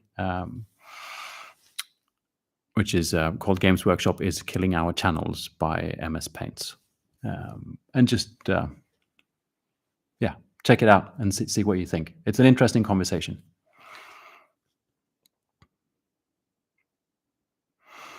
John Donovan says, I'm a psycho. I prime my Tau black and build up their white armor in many coats. I just like the end result. He's on the verge of insanity, yes, John. But I'm glad you like the result. I do the other way around, as I said. Lee Sweeney says, if you have a vacation near Paul, we have guest rooms and a pool. Thank you, Lee. There's about 82 people in the chat now. And so, I hope we all fit into the pool. Okay, my chat jumped. And so I'm trying to find my way back. Let's see.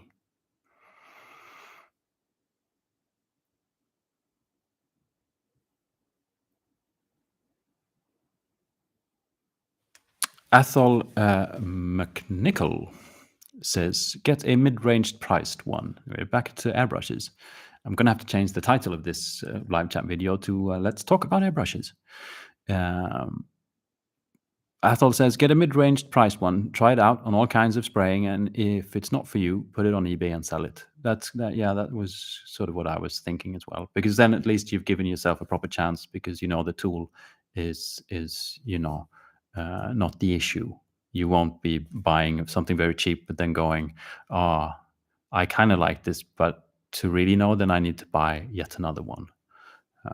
But yeah, as I said, it's people will have different suggestions, which is great.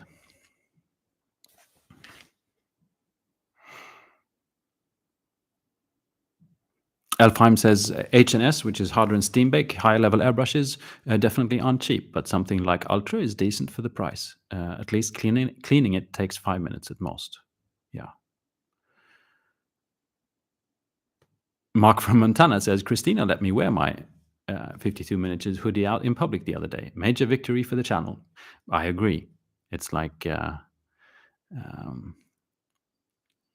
mean, unfortunately, I only put a very, very small 52 on the entire blob thing.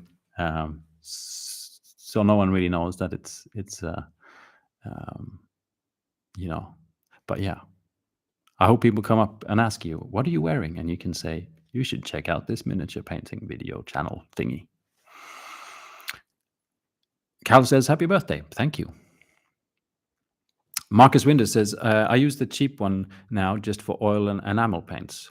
We're talking airbrushes again. Oil paints and washes have been a greater step forward in my painting game for me than an airbrush, to be honest. I would agree with you there.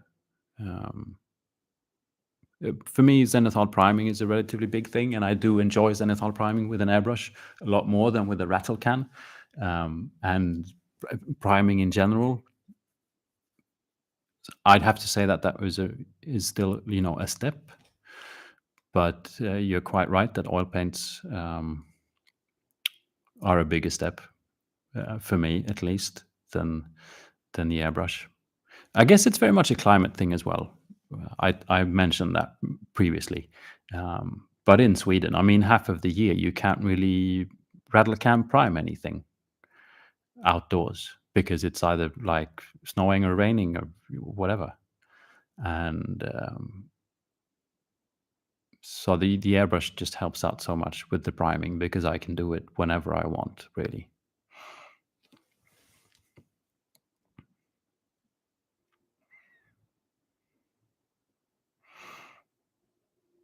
Maximilian says, happy birthday. Wish I could stay, but I've got to go to work. Well, I hope you enjoy your work. And thank you for the happy birthday.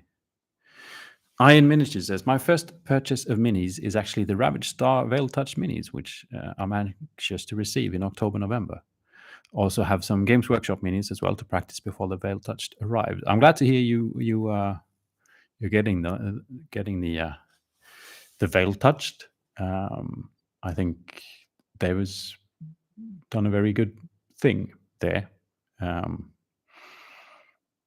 And I'm so glad it's worked out so well. Like I get the feeling a lot of people have been getting into the Veil Touched, and I'm just assuming there will be more factions and stuff like that to come, which is great as well. Anything to dilute the market with more miniatures is perfect. Just more choices for people, and I really. I haven't mentioned that or talked about that so much in the videos, but I think it's very cool that there's just so many female characters as well in the line. I've just if you watch the videos where I've been painting the Veil Touched Ravage Star miniatures, then I've only been painting the female characters, which is a bit of a sort of rub it in your face thing, but I don't actually mention it in the videos. I just don't, in that case, didn't feel the necessity to rub that much. I just like to sort of, I also like the style of those miniatures a lot. But I think it was great that Dave did that because, it might as well have not been a single female in that entire kit. That would still have been a possibility because that's what a lot of this hobby looks like, unfortunately.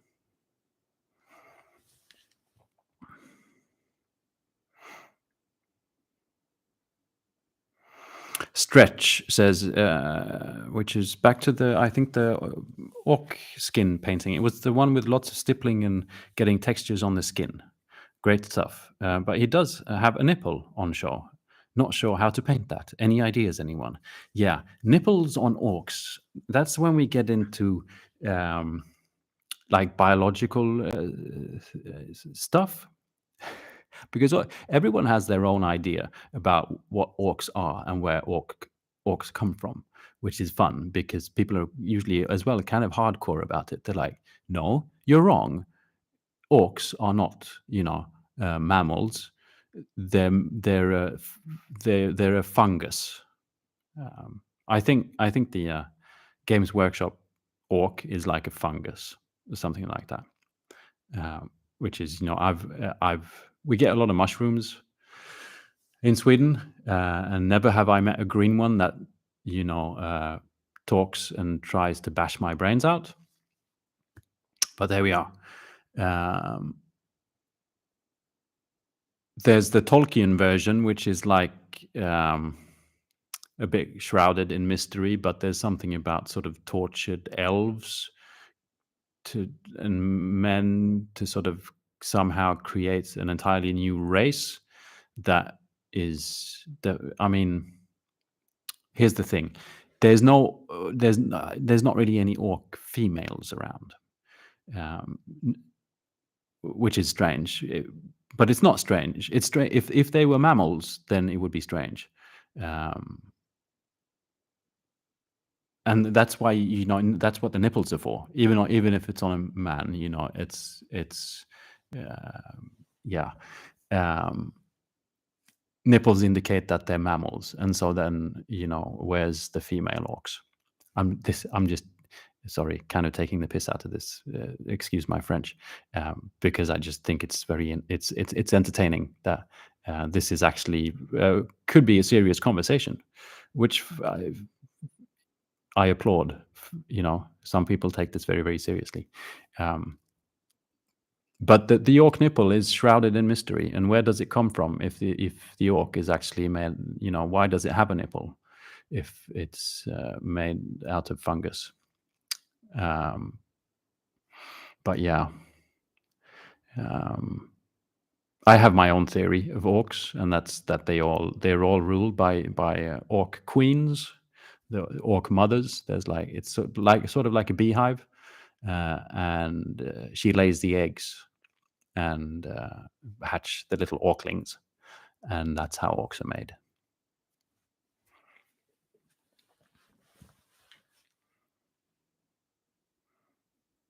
Mikey R says, I'd be very happy with lots of Stargrave content. Me too. I'm slowly working through my next sort of proper crew, but I kind of got sidetracked. But it's right over there, right behind you. If you were in the camera and you could turn around, like if you could turn your head around, you'd see 10 miniatures that are not even halfway painted, which is going to be more videos on Stargrave, Mikey. Alice says, do you think you'd quit doing freelance photography if your channel got to a point where you could live off it? Yes and no. Hand in hand with the pandemic, I lost about probably 50 to 60% of work, if sometimes even more. I know just right when the pandemic hit, I did not, send an invoice for like 2 or 3 months. I did not have an income at all for like 2 to 3 months when the pandemic hit. And since then, it's been on about 50% or even less than that, which is one of the reasons I've been able to put a lot of time into making videos for this channel and putting a lot of time into painting miniatures, which has been great. And the thing is, since then, it hasn't really recovered either. So if it wouldn't be for the little income I get off the channel, then, I'd be worse off. But it also opens up, that means that, sure, if I would get more patrons and more people would watch my videos and it would be viable as an income, then why not? Because I don't really have much of the other work. The flip of that coin is that when I do have work with freelance photography, it pays a lot more than YouTube. I mean, that's why it's great that things like Patreon exist, because that's the only way to actually be able to get some kind of income. if you're not a huge YouTuber. I mean, I get roughly about $300 US a month from YouTube. And I'd say that'd be me working for about 2 weeks at least per month, creating videos, like full time is probably the equivalent. Maybe sometimes even more, because I just squeeze in hours here and there, and I work late and just put a lot of effort into making videos, and that pays me about $300 a month, which is sometimes what I charge per hour if I'm doing a very expensive freelance work. I don't really get that many of that well-paid jobs, but it is possible.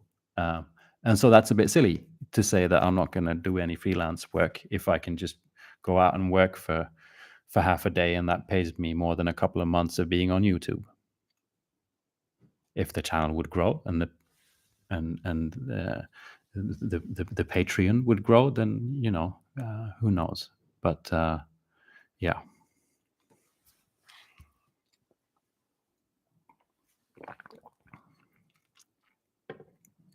Frozen Throg says, it seems like YouTube thinks I want to watch Space Marines 2 with its recommendations, but I'd rather watch someone paint an Oathmark elf.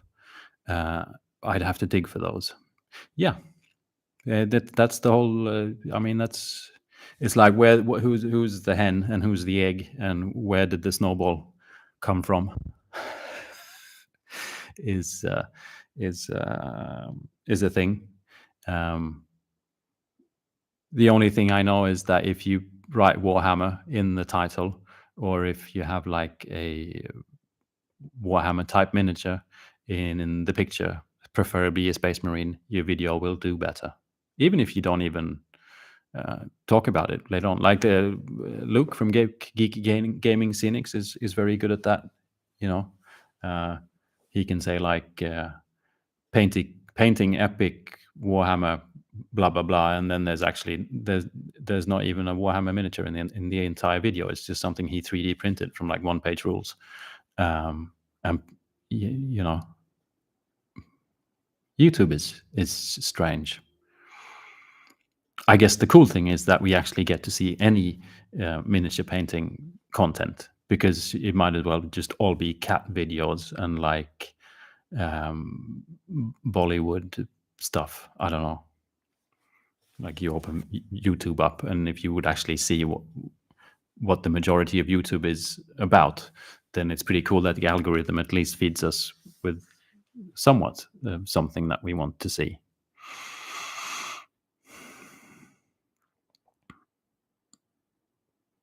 One Point in Crafting says, I've heard others talk about the difference when they put the Space Marine in their video, and as someone who has never played a Games Workshop game or painted a product of theirs, I think that's so bizarre. It is bizarre, but I think, the majority, the big share of the market is Games Workshop and the Warhammer 40,000. That's just the way it is. And then I don't really attract that many, so obviously you in a way, you folks that are here are not maybe as interested in that. That's why you're talking to me or listening to me, typing to me. Whereas the people that really are hardcore 40K maybe hang out somewhere else. I don't know. It's all of a mix. The only fact is that Games Workshop is the big player around, and their public relations department must be the happiest in the world, because there's a lot of people out there doing free work for them.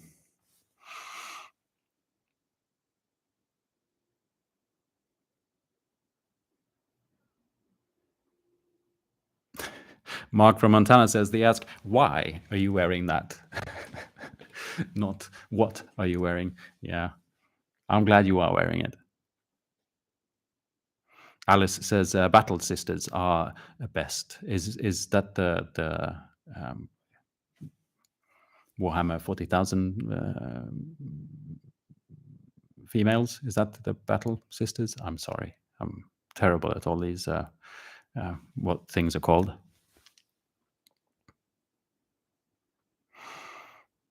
Lee Sweeney says, orcs are a fungus. See, here we go.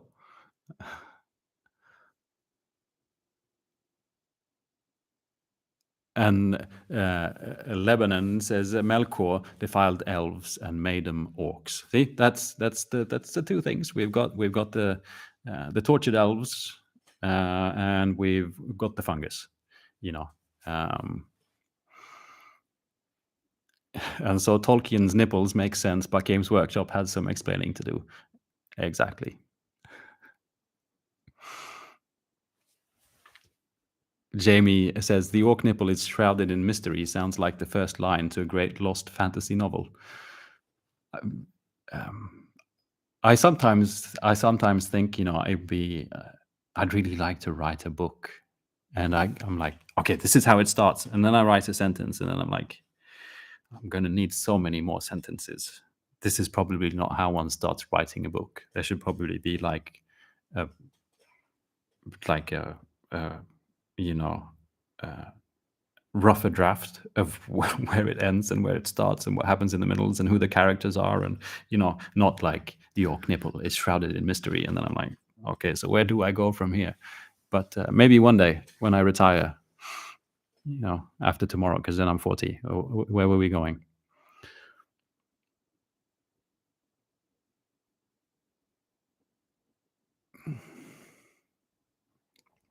Konstantinos, hello.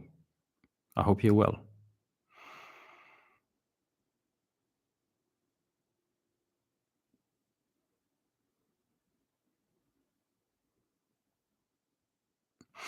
Alice says sponsorships are going to be where the real money on YouTube is, from what I understand. If you're large enough, you can get 5 to 100K sponsorship on videos, based on what I heard from other YouTubers. It is true. I sure would like to get 100K sponsorship. That's for sure. I don't know who's going to, someone's going to have to do a Kickstarter just to pay me to get like a sponsorship Kickstarter. Yeah. Anyway, but yes, I think 5 to 100K is you'd have to be bigger than I am. I can say that.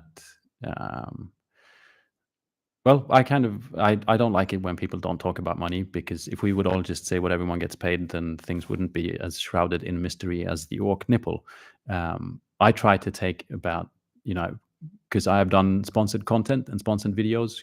Companies reach out to me and say like, "Hi, we've released this new miniature line or whatever, and would you like to make a video on it?"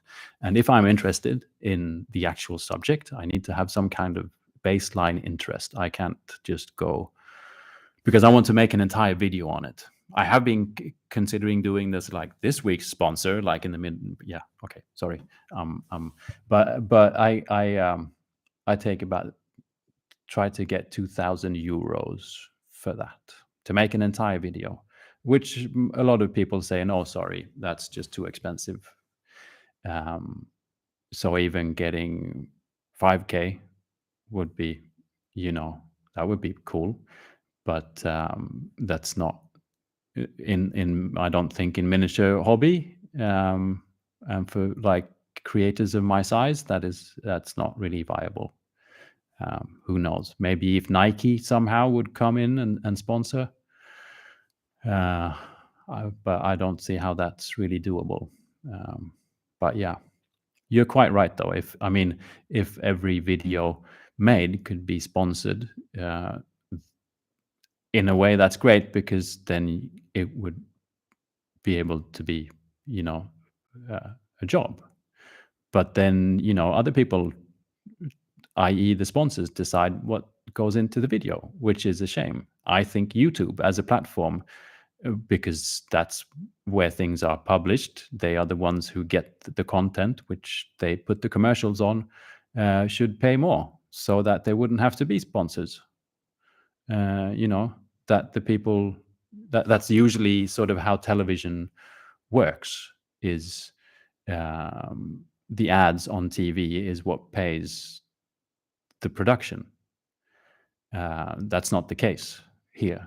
The ads on YouTube pay Google, and we're not getting much out of it. I'd much rather prefer me getting paid for the videos I make from the platform where they're published and not having to um, get a third party sponsor in for it to be economically doable. That being said, if you're a large channel with like millions of views, then sure, you're making money. But I'm not.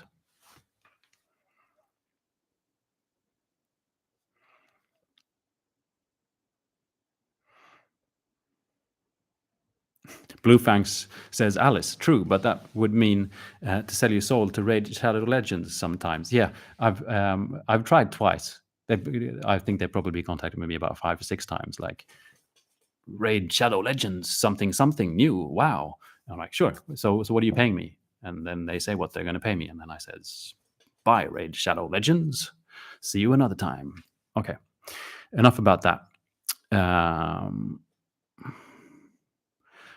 La Flamme says, hi from Quebec, and happy birthday for tomorrow. Oh my dear Lord, it's 7 minutes past 6. And okay, so I'm going to just check the last comments in the chat briefly, respond to things that I might have missed. And then I'm going to, I usually do this for 2 hours, and it's now been 2 hours and 7 minutes. I'm just got carried away here because it's just so lovely to hang out with you lovely people. Thomas asks me if I built the big conquest dinosaurs yet.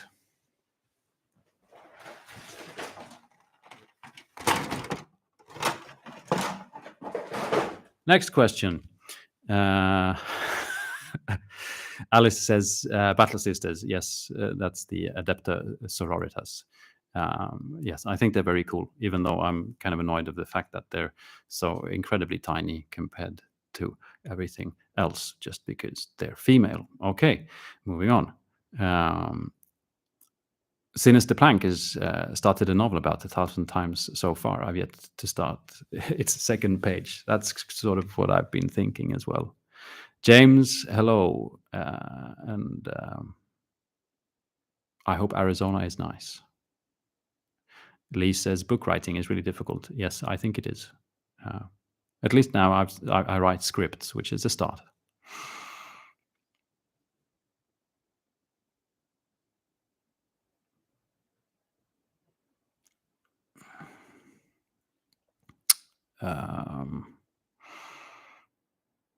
Sinister says, I never had a problem with this week's sponsor mid-roll thing. No, I don't either. I think it's a good... I mean, that means it doesn't have to affect the rest of the video. All the offers I've been given for that just doesn't... I don't think it pays enough. Not for what it's worth. Not for me pushing more advertising into your face, because I hate doing that. But I do it sometimes just because it's a combination of, like, the Veil Touched. It was a sponsored video, but I really enjoy the Veil Touched, and I really want you to know about them. But I also get paid to do it because it's sort of a bit of a give and take thing, which is normally how it works when it's but all the offers I've been getting for the sort of mid-section thing is just, I don't think what I get paid is enough money to validify the fact that I'm pushing advertising in your face. Because I kind of value your face. I think you have a very nice face.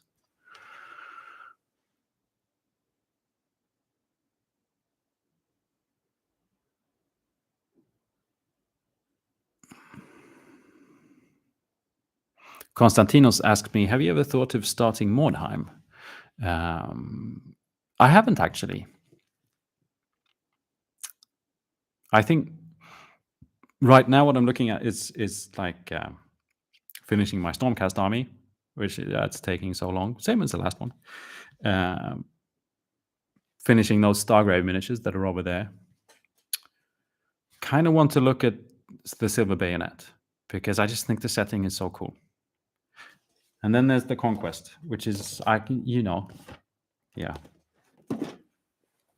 So in about 2035, I'll be looking into Mordheim.